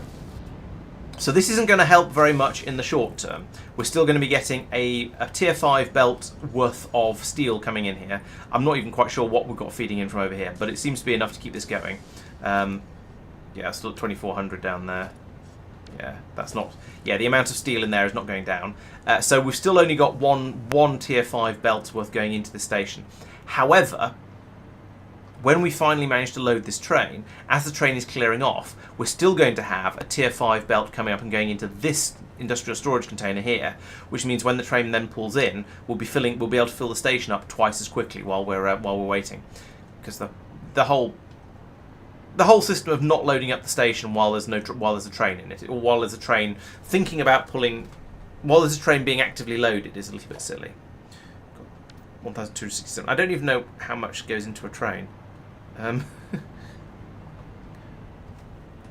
Stacks up to 200, I think. 1, 2, 3, 4, 5, 6, 7, 8, 1,600, 32, 6,400. And we're at 1,500. Great. This is that's going to take a while to fill up. No wonder we seem to be struggling a bit for the iron. But it's one of those things where I suspect when the system is working, it's probably absolutely fine. It's just because the system jammed up for. I still don't know why it jammed up, but it did. And so that means now that everywhere has run out of steel, so we've got the trains running around a bit more trying to go and get enough steel to satisfy their drop-off stations. It's not about tripling the buffer size. It's about being able to it's about doubling the loading speed into the station. So when the system struggles a bit because there's a train being actively loaded, we're still filling up this buffer over here, which means when the next train pulls in, we can then catch up again by dumping it all out of here. I mean, there's no steel ingots being stored in here. They're passing in and they're passing out as fast as they're going in. However, when we load up the train, we'll form a little bit of a buffer in here, and then that buffer will then be able to be dumped out back into the train as soon as it's into the station as soon as the train is not in a silly state anymore. Okay, we're nearly halfway. Nearly halfway. I'm filling this train up.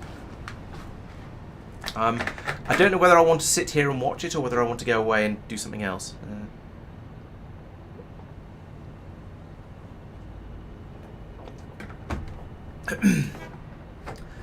My other concern is when the train comes in with a partial load, which I think was what happened before, whether that's what actually caused the problem to happen or whether it was just a coincidence. I'm not quite sure. Oh yes, that's very true. Yes, if the trains are all satisfied, then we can build up quite a large buffer in the 2 storage containers. Yeah, that's definitely true. There's 2,400 down there, none up here. So yes, there's potential to build up a larger buffer. That's not why I've done it though, because if I could easily get rid of that warehouse and just dump everything from there straight into this one, then I would. Ooh, it's loading the train. Then I would. So at this point, those have stopped. So now we see this starting to fill up. But as soon as the train stops being loaded, like that, then it can drain back out again, back into the station. So we can just keep the steel flowing through, and that seems to have worked basically as I expected it to. And so it gives us a little bit of a head start on filling the station up here, or at least means that we're not being slowed down by the vagaries of train nonsenses.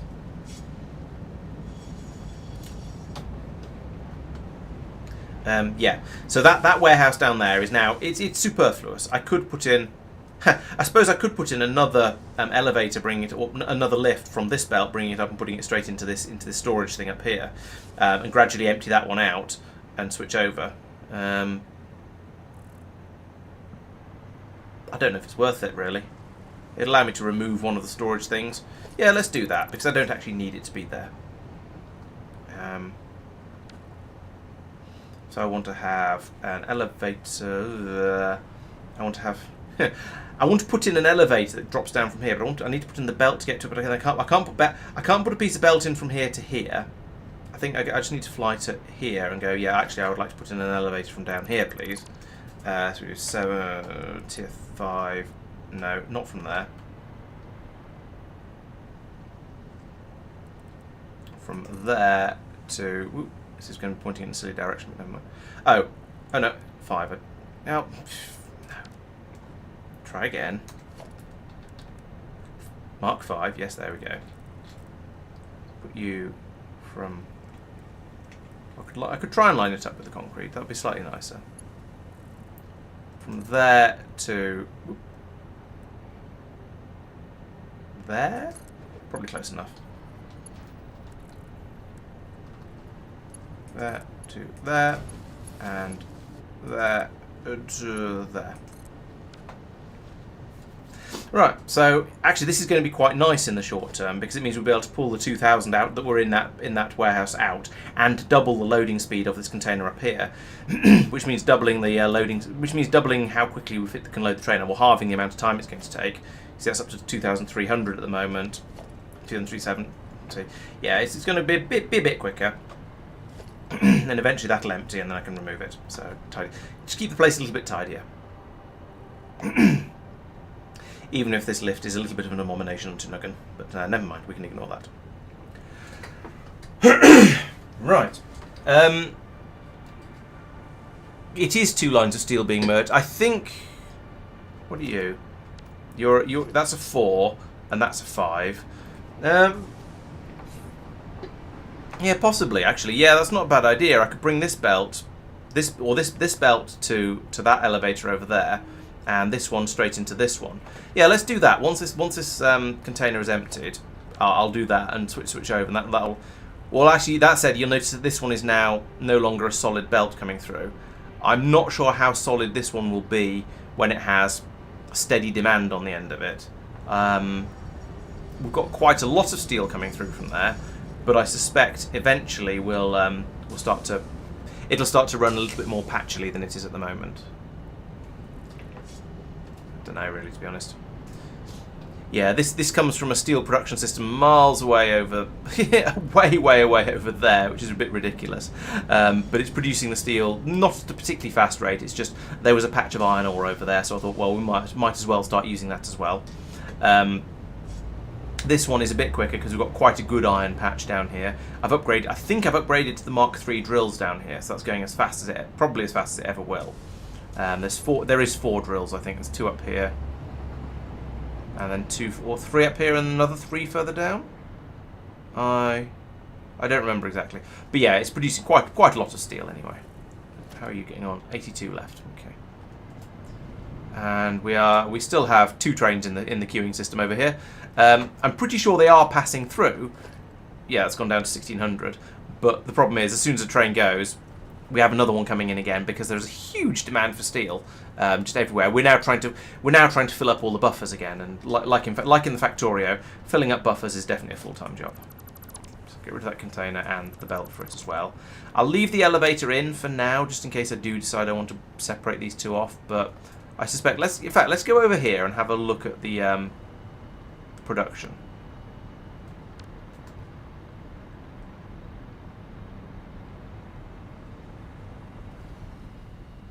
Plummet!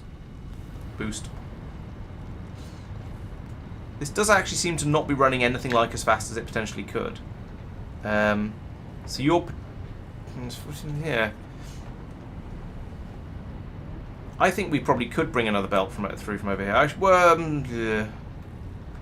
That one's running flat out. This one has a large... a bit of a buffer in it, but not a huge one.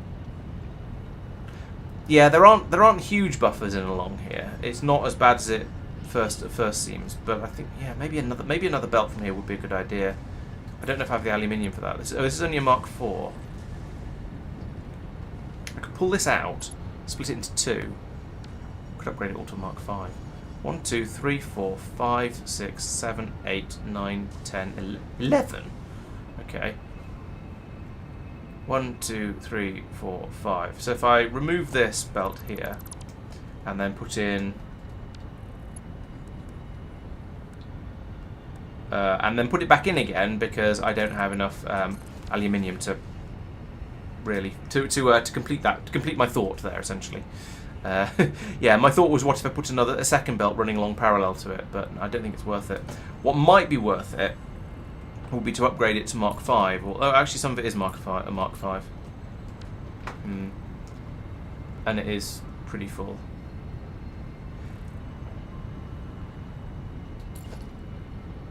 No, the belt. There we go. Let's upgrade a little bit more of this, just in case that makes a difference.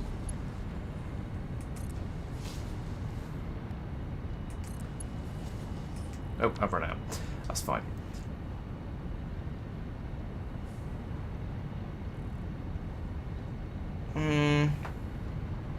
Yeah, there's quite a lot going out, but there's also... I don't think I can make it go much faster by just going around and manipulating the belts. So I think that's probably good as is. We just have an endless stream of trains up here trying to fill up.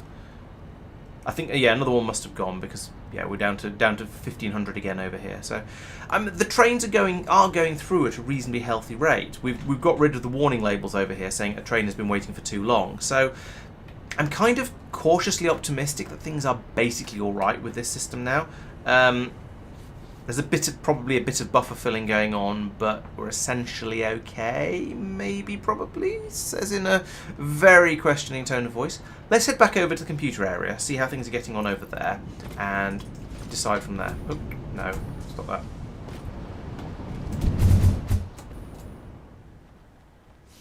See if we appear to have a suitable supply of steel for over here now.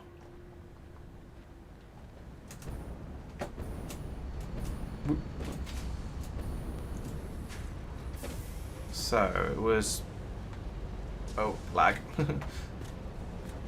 It was this station, I think, that was providing the steel. Yeah, there's a.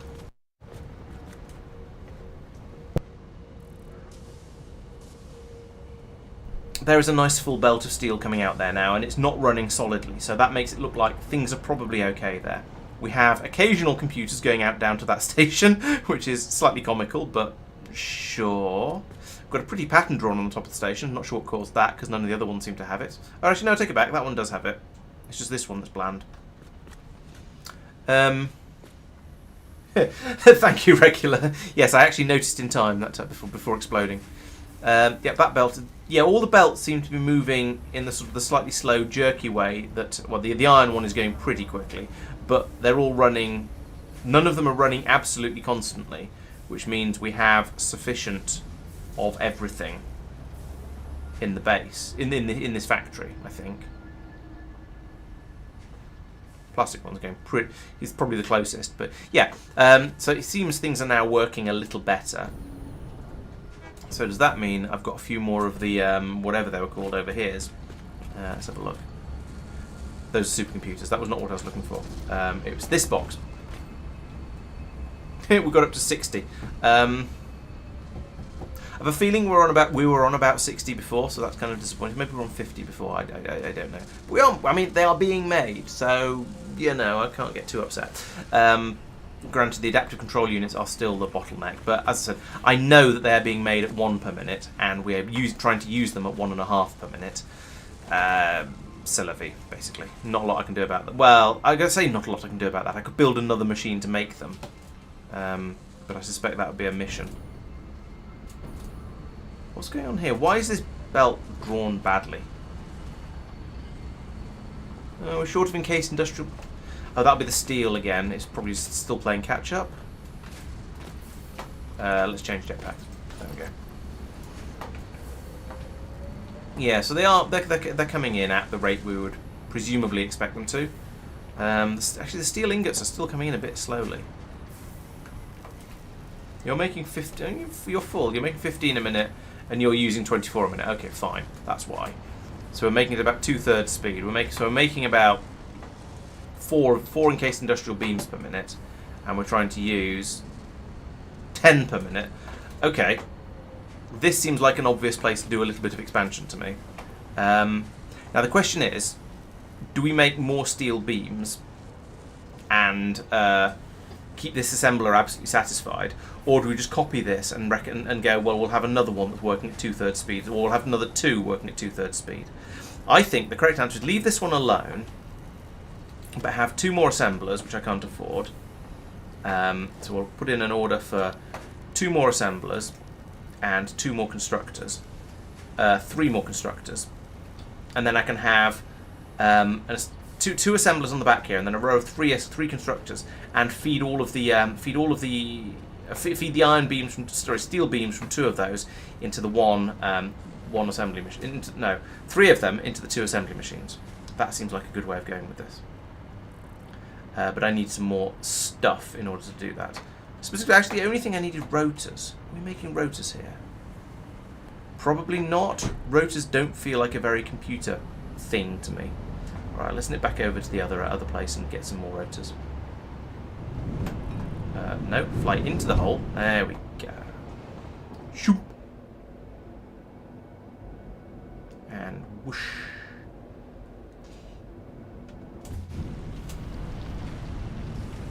And then somewhere in here, there must be some rotors. There we go, they're the rotors. I don't need a huge number of these. I don't need any of that. Let's just take a few of those. Okay, that'll do.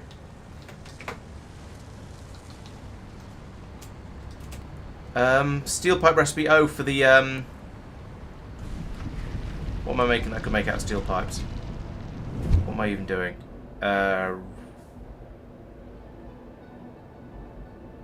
I don't know if I've researched the steel pipe recipe for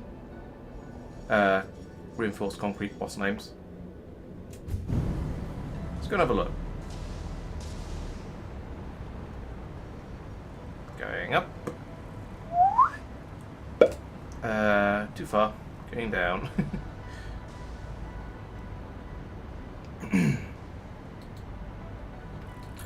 So actually, I want.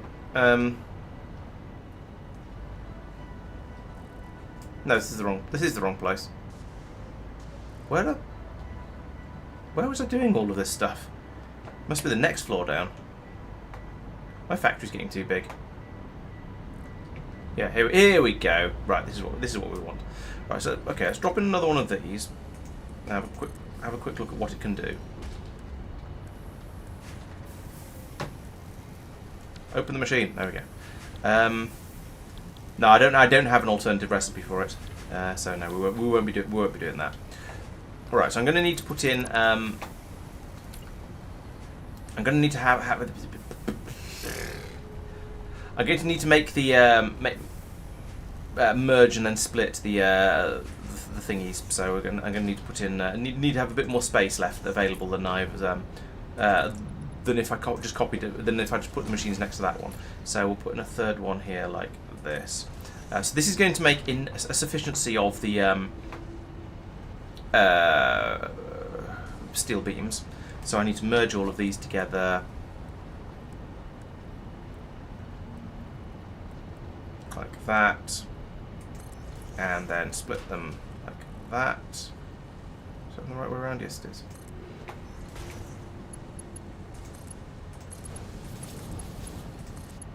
There we go.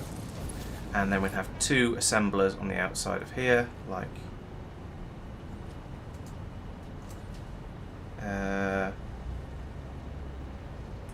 this.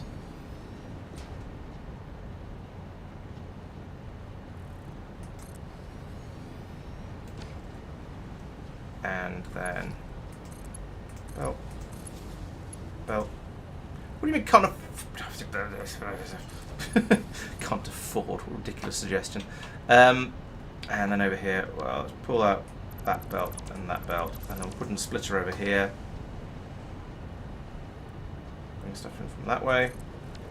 Get rid of that conveyor pole there. Right, so I need my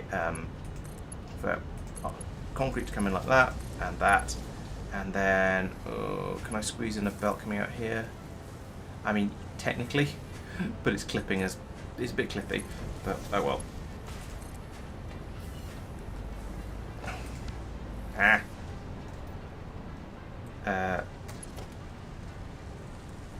like that, and like that.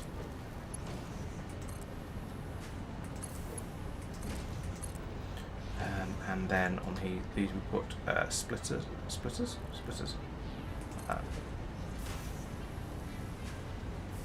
Oh. Point to the elevator. Oh, I'll put a splitter on it. It's easier than anything else, right? I could probably use Mark 1 belts for this, to be honest. I don't think we get through very much, and I seem to have plenty of iron, so we'll do that and that. Right, good. Nearly there. So you're going to be making the steel beams. I said, no, you're not. I pressed paste instead of copy because I'm a cat-handed, apparently. Right, steel beams. Copy, paste, paste. And then over here, we're going to make more. I've even forgotten what. No, we're going to make more of the encased industrial beams. Copy, paste. And now I need to bring in an input of steel over here. So we've got. Is that steel down there? You know, let's just bring up the one steel belt. So if I put in a splitter on here,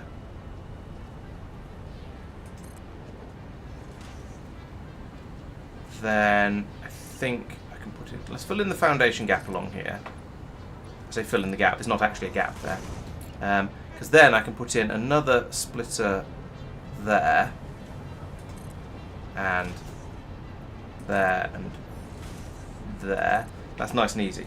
Right, and no, go with 3. So I've got plenty of steel around here. If I need more steel beams, I can just grab them out of these machines once I've got them up and running. Right, and then I need lifts over here, so that, and that, and that, just to hop over the, hop over that. But what's going on? Why are those not lined up? Can I? No, of course I can't. Let's try that again. So I want a splitter. I want it to go in here. I want it to line up with. I want it to line up with it. Could you line up, please? And what's going on here? This is not lining up. I just have to do all this from here. Right, that's better. Now it's snapping to things. Now, so I can put the belt back in. I think we're using 3s here. And then elevator like that. And finally a piece of belt across the top of here. There we go. And actually I'm going to remove that piece of concrete again because it was interfering with that lift. Right. Is the steel supply sufficient to keep? What are you? What are you? You're a conveyor lift 2. Okay, let's upgrade you to a 3 as well, so we get a bit more flowing through here. And the 2 would probably be fast enough, as you can see by the fact this belt is filled up completely. Oh, I haven't powered anything. That's part of the reason it's not working. Is that a pylon? That's... No, it's a support. How about you? Yes, okay. Pylon over here. Plug in all the machines. I haven't done anything with the output from all of this yet, but it's you know, going in the right direction. There's supposed to be 3 down here. Oh, I've got them all. Okay. Counting is apparently harder than I realised. No, don't do that. Link that to the machine that wants it. Oh, I see. I probably clicked on the splitter there. That'd be why I got confused. Right. So there we go. Now we should be making the right numbers of all of these things for it to balance. And then over here, right, we need to get rid of this belt and this lift and put in some mergers. Splitter, smart splitter, merger. There we go. That way. No, that way around. And then another one over here. Yeah, that way around will do. Belt goes there, and there, and there, and there. And then it's just an elevator up from here, which is probably only about that high. Maybe that high even. And then I can link this belt there. Oh, it's a Mark 1 belt, blimey. I can go to there. Right, there we go. So now we've got a bit more reinforced steel, reinforced concrete beams coming through. Yeah, we've got a little bit of a flood at first because we are emptying the buffer out of that machine, but now things are just calming down a little bit. But all of these are probably working. Yeah, I can see that machine running, that machine running, that machine running. How are your input levels? Just about. I don't know why it's idle now. Actually, it's got everything. No, well, never mind. Yeah. So basically, this seems like it should be working over here. So now we've got a bit more flooding into here, which means we should be making this heavy modular frame. Heavy modular frame's a bit quicker. It takes 5. Yeah, there we go. We've now got enough to run for three cycles. I may have gone slightly overboard with the amount we're producing, which is surprising because I thought I aimed to be. We did have a little flood come in at the start, admittedly, but I thought I aimed to be producing about 10 per minute. Because these do, what do these guys do? These do 6 per minute, and okay, no, we do have an excess then. They're producing faster than necessary. So I probably don't need this production system in here because those will be fast enough on their own. But never mind. I'd rather have too much than too little, and there's no harm in having too much. Yeah, so that's now running nicely by the looks of it. Excellent. So over here, does that mean we have enough? Yeah, we have plenty of heavy modular frames over here because it's just how fast the adaptive control unit thing runs. Maybe I should make a speed module, go and get some doom slugs and build this up a little bit. That'd be probably quite a good way to speed this up, actually. Although that said, seeing these things come pinging through like that, we don't have a lot of the automated wirings. But they were short of steel beforehand, so maybe now they're being made a bit faster. Maybe they'll be okay. We've got 3 machines doing 2.5 per minute. Up here we're using 7.5 minutes. Okay, so now that is balanced. If I sped this up, we would immediately run out of automated wirings. So I think I might as well just leave it as it is and accept that the machine that's making the advanced computer, I forget what they're called things, the red computers, is going to run at 2/3 speed. What would I do differently if I started over? Firstly, I would build all of my factories on Foundation in a sort of slightly neater style, a bit like the sort of style I've been using later on, essentially. So I would, even from the start, I wouldn't have that horrible tangle of spaghetti over there. The factories would be at least this level of tidiness, which isn't amazing, admittedly, but is at least usable. Another thing I would do is I would set up a system I would still set up an initial sort of mall type and original main bus factory like that one, but I would have it, all of the different things that you need, I would have it export them all and put them into containers, so that you can go over there, and rather than having to rummage around in the factory looking for whatever it is you need, you can just go over and go, I'd like a stack of those, and a stack of those, a stack of those, a stack of those, and just grab all the things and fill your inventory up get the stuff you need quickly and easily. And I try and put signposts on them as well, which would be slightly tricky because I think that's a thing you need to unlock. But still, I'd definitely do that. Yes, the lasagna is much better than the spaghetti, I think, for what we're trying to achieve here. Other than that, what else would I do differently? I'm not sure, really. I think most of what I've done is reasonably sensible. I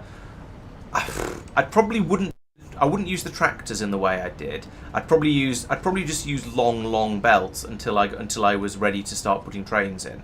The only difficult part of that would be getting oil, because I'm pretty sure you need to have oil and therefore plastic before you can actually have trains.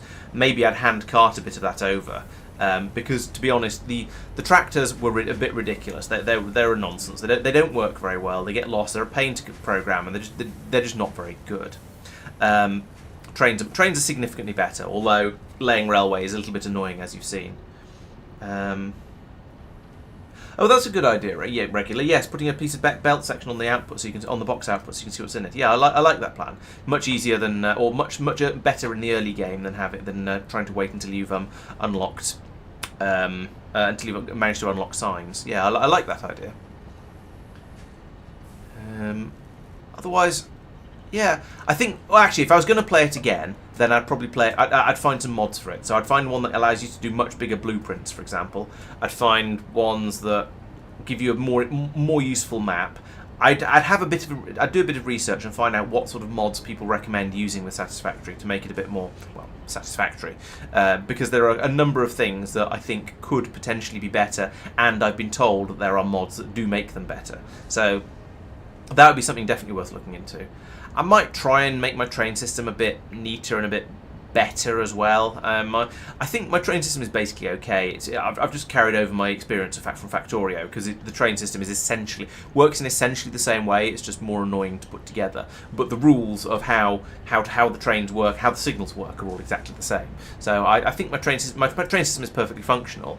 But I might try and come up with some sort of a neater basic design for it. Maybe have one really big loop that goes all the way around. It's a two-way thing, but a big loop that goes all the way around a large area, and then have because I tend to build my factories off it, as you've seen. We've got this one's not the best example. That one is better.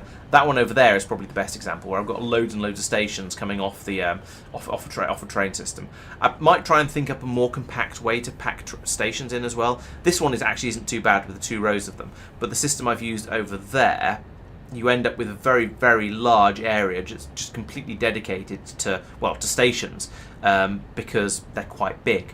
And if you put them along parallel to the tracks like this, then it's even worse. So this I would not say is a good way. This is not a good way to do the stations, because you're losing out on quite a lot of space just because you need these crossover X things between all your stations. Yeah, so which is why the station area of this factory is so big. And then also I built the actual factory part off to the side of it, rather than building it above the stations.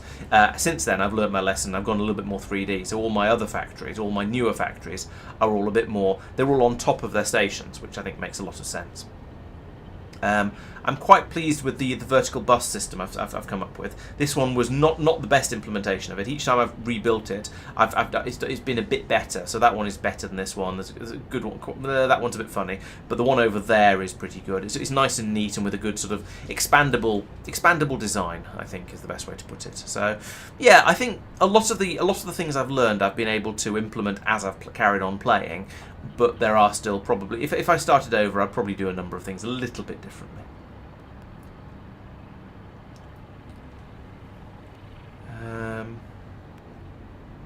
Yeah.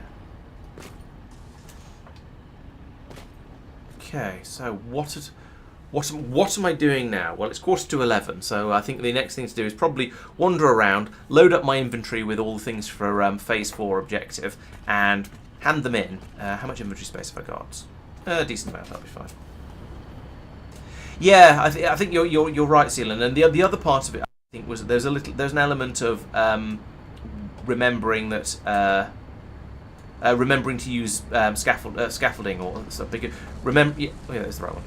Remembering that you don't want to build. Remembering that you want to build on scaffolding because there isn't an automatic grid in the game. You have to sort of to make your own.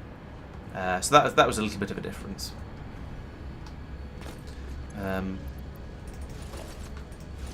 People were telling me that when I started, granted, and I kind of listened. But learning how to build nicely on scaffolding is also an acquired skill, I think.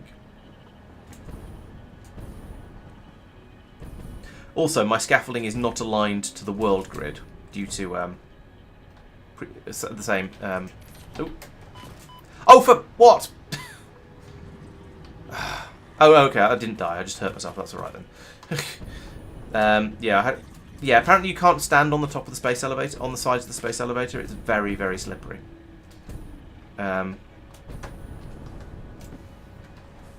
Right. Let's put this stuff in it. There we go. 435. There we go. More than 10%. Woo! That's a quantity. It's going to take a while to get there at this rate, but you know, at least now they're being made. What was it? At 1 a minute or something like that. So yeah. No, I didn't die. It's quite alright. Yeah, I just thought I had because I had a dialogue box open and it confused me. Right, what's next? Let's go and get some. Let's go and see how many thermal turbine jet doohickeys we've made so far. Because that was the build I just finished off as we earlier in this stream. So they're not going to have got an enormous weight yet, but I'd like to come over and find out how they're getting on. Make sure nothing's jammed, that sort of thing. No, can we land on that? There we go. What are you making? You're not making. You're making turbo motors. I want to go up here instead, where we're making thermal doohickey motors. Made 32. That's 3%. So you know that is some. I think that's probably making them at about the same sort of rate or proportional rate that the other ones are being made at. So disco balls on the mountain.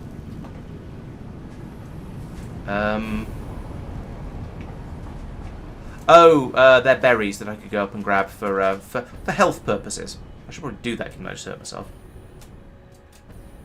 These things. These are health berries. Or pale berries, but they're med kits. So I can grab a few of these. Nom nom nom nom nom. And then actually get them out of my inventory and eat them. Nope. Berries, berries, berries. Give it the berries.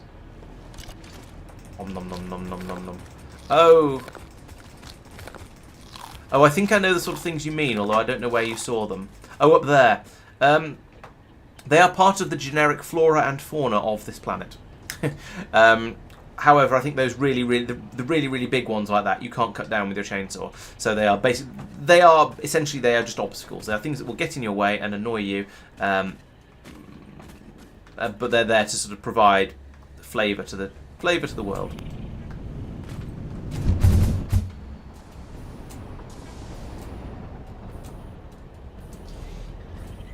Exactly, yes. In the way decorations. They're like cliffs in Factorio, I suppose. Where am I touching? Yeah, touch down here. There we go. Okay, good run up on the thingamabob. What's it? There we go. And now I can head all the way over this way.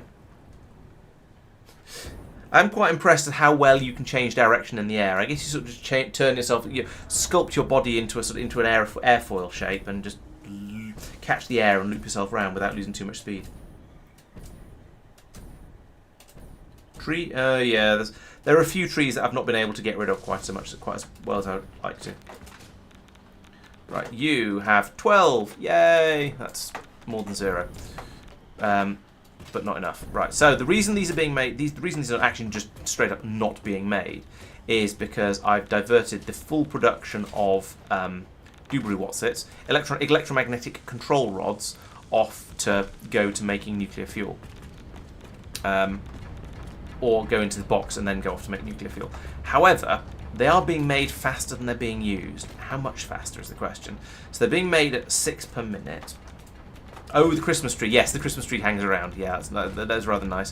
Which is good because I spent so much effort making them. They're being used at 3 per minute. Right, so as long as we have a healthy supply of everything we need coming in here, and I'm not convinced we do. These AI limiters are about to run out. Poof, like that.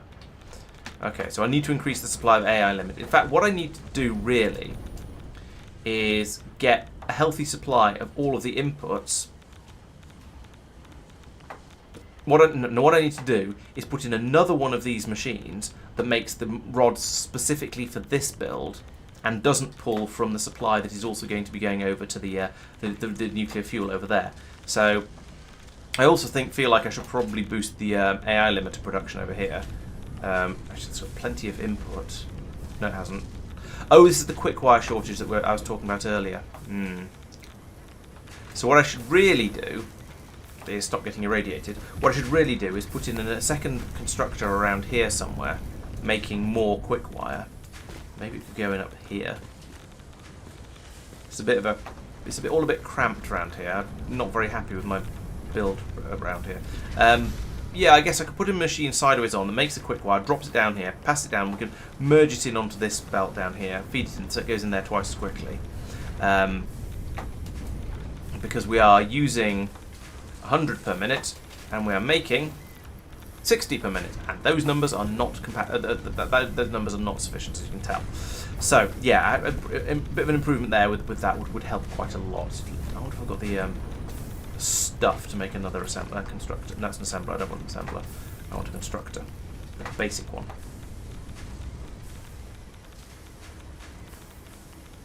Put you there.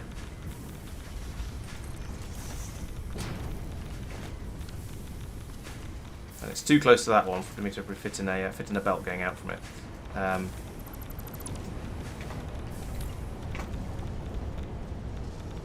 We have to put it up there. There we go. That looks a bit more reasonable. So I want a conveyor lift floor hole goes probably there. Lift goes there, and you clamp onto the obvious thing right next to you that I clearly want you to attach to. There we go. And then I was going to say I'll put in another floor hole here, but actually I don't need to. I can just put in an elevator hanging off the end because yeah, built like this. So put that down there like that. You are then going to be producing quick wire. You're going to be powered from there, I hope. Yes, you are. Lovely. And then I just need to spaghetti in some inputs over here. So we want to have an elevator there like that. And let's put in another, no, not a power line, let's put in a conveyor splitter. We put one in, I can't see, there's too many power lines in the way.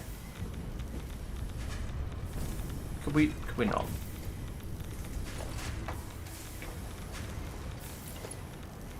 No, not the lift, the splitter. There we go. Put you there.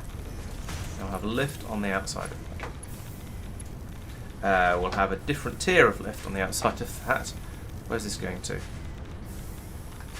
I was just going to there. Can I link that to there? It's going to be kind of horrible. No, not really. I don't like that. It makes me sad. No, this is one of my more recent builds. This is the area where all of the nuclear stuff happens. which is why I'm getting gently irradiated while I'm here and building. Yeah, that's fine. It's only going through a cable. So it's not a great place to hang around. It's not a good place to not a good place to have a holiday. But yeah, we've got a lot of the nuclear things are happening over here. This area is like all of my other factory areas, has kind of turned into a bit of a spaghetti nonsense. Originally, we had a nice neat build going on this level. The sort of I hesitate to call it the ground floor, given how high above the ground it is. But yeah, there was a nice build going on over here. I've got my traditional vertical bus system going on here, which is bringing in all the resources we need, and it was working really quite nicely, apart from the lag. And then I realised, the theory was quite good, and then I realised that a lot of things just weren't working fast enough, so I ended up expanding, and that meant I went upwards and spaghettied, and it all got turned into a little bit of a mess. Yeah, I do like the vertical bus design. I'm pleased with that. It makes everything very, very accessible, which is really nice. Okay, so I need to put in, to finish this bit off, I need to put in a merger down here, like that. And I guess that's going to need, well, yeah, to be neat, we'll use an elevator here, like this. It's at a funny angle because we're ending up in spaghetti territory a little bit at the moment. But, oh well. Oh well. Link that from there to there. And that should be quite, yeah, there we go. There's loads more quick wire coming through. Feed it in here. Now, this assembler should, hopefully, fill up before it empties, if you know what I mean. In fact, I should have given the speed this is not happening at. Let's do that. There we go. Yeah, there we go. So that's now filling up very, very quickly. That's much, much better. We're easily going to have it. I mean, okay, granted, this is because we've made a load of quick wire in the machine. This is the buffer emptying, but there's now a decent amount in there, and those two machines between them are making it 60 each, and we use 100 per minute, so therefore we've now got enough. Yes, yeah. So the game considers the belt to be there and flowing and running, so you can walk on it, it can carry things and so on, even when it's still drawing it with that orange fire effect. So yes, things will appear partway down the belt, which is, as you say, amusing. Okay, so this is now good. We will now have spaghetti. We will now have 5 AI limiters per minute coming out of there, going into here, where we are hoping for 6, but at least we've increased the amount being produced by a significant amount. It's gone. I'm not going to try and do the numbers, but it's gone up a bit anyway. So we're going to start making those electromagnetic control rods a bit quicker. I could steal some of them, but I'm more interested in just chucking them all into this warehouse over here, so that we know that we're never going to run out over here, and we can just keep turning the uranium fuel cells and beams into fuel rods as fast as we possibly can. And if we look over here, I hope. Whoop, I'm going to fall out of the sky. That's not what I hoped for. I was going to say I hope I'll start seeing some building up, some buffer building up on these belts, but there isn't any. But on the other hand, if I look in here, there's 33 in this one. There's 33 in that one. That's the sort of thing I like to see. The other thing I also want to check, and I don't know how much I'm going to like to see it, is how much is in here. This is getting very, very full. At some point, I will start turning the nuclear uranium waste into plutonium and doing other better things with it. But for now, I'm just going to put another box on top of it and go, I don't care, because it's getting a bit full.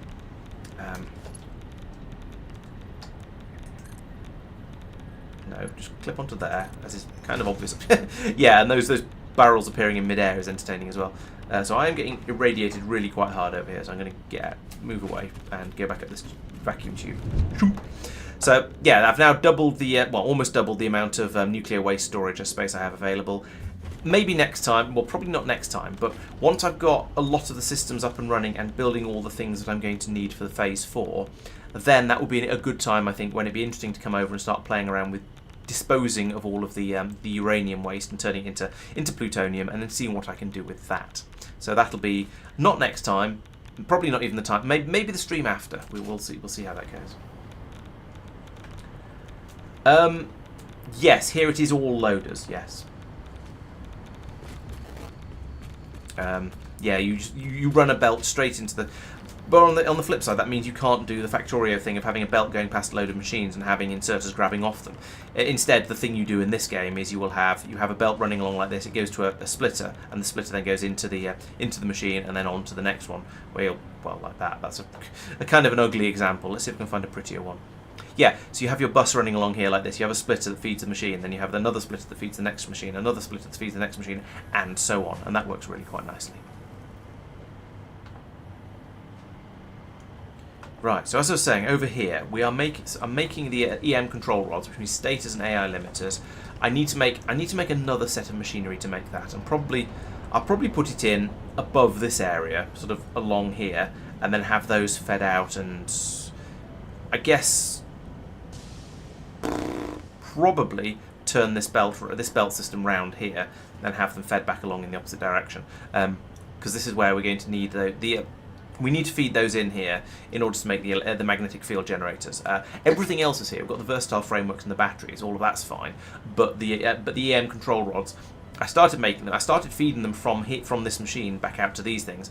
But it ended up meaning that I wasn't making the nuclear fuel fast enough. So I stopped doing that. I prioritised the power because the base kind of needs power. Otherwise, everything just disappears down the little hole in the middle, and you get very, very sad.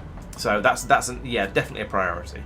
But now that I've got it up and sort of that's up and reliable, I can now build an additional system over here somewhere to build more EM control rods, and then start feeding them into all of these machines to allow me to make the magnetic canister doohickey shenanigan and what's names. Yes, that is the technical term. However, it is 11 o'clock and I have been so tired this week, so I think I'm going to call an end to the stream here. But thank you for watching.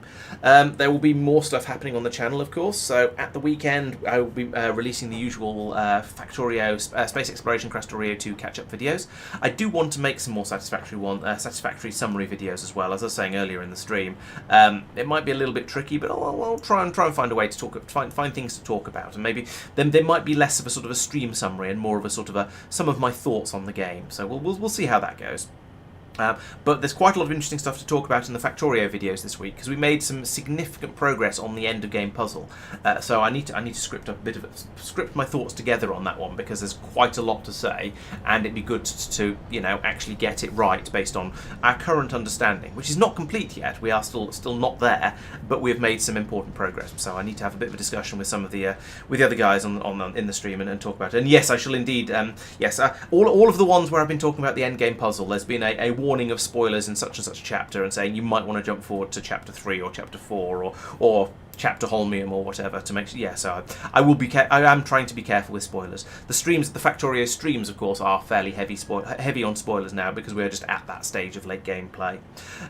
Speaking of which, guess I should be back on Monday with more Factorio Space Exploration Crastorio 2, and then back next Wednesday with some more Satisfactory, where top of the list, assuming I remember what I've been up to, is going to be getting more of these EM control rods up and running, and I think that should be fairly straightforward. I don't think the amount of stuff that's needed to go into those.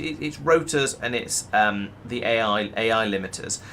I don't feel like they're too difficult at this stage of the game, so I think it's not going to require a particularly enormous expansion over here. Excuse me, that's as you can see why I'm finishing. It's not going to require any extra resources to be brought in, because we've clearly got them all because we're already making them. So it should be relatively straightforward as these things go. Once that's going, then I guess the next thing is going to be start thinking about the nuclear pasta, the blue balls in a doohickey up there in the corner, because that's the one thing I haven't got running yet at all. And then once those are ticking over, then it's going to be a case of going back and looking at the production rates of the 4 things that I need, and deciding if it's worth expanding any of them, and if so, which one is going to finish last, and therefore. Yeah, yeah. It calls it nuclear pasta, but you're quite right. It's definitely going to be. It's almost certainly going to be very, very spaghetti. Let's have a quick look at the recipe. I think I did earlier, but I can't remember what I found from it. I think I remember thinking it wasn't too bad. So it requires. Yeah, it's going to require enormous quantities of copper. So I might be putting in some new copper mines.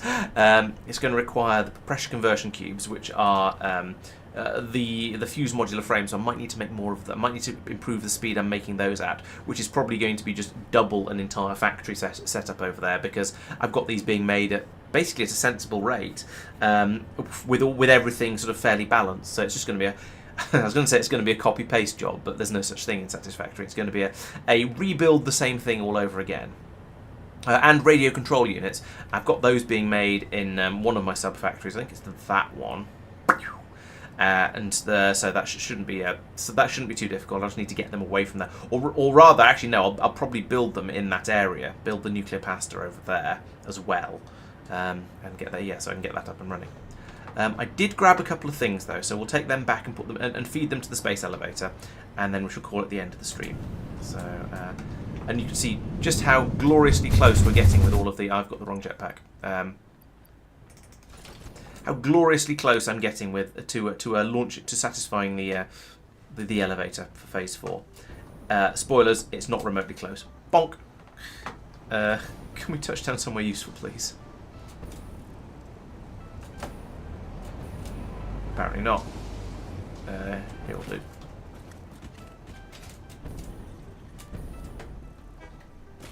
Right, so you can have 12 of these, boink, and 32 of these, doink. So, yeah, all of that effort, 28 streams, and I'm approaching 25% on the magnetic containment bottles, 10% on the computer things, 3% on the engines, and 0 on the nuclear pasta. Well, that'll come later. So, actually, I'm gonna. Yes, I'm gonna head back over to the nuclear area. No, I'm not, because I need to think about what I need. What's in here? Ooh, those are useful, kind of.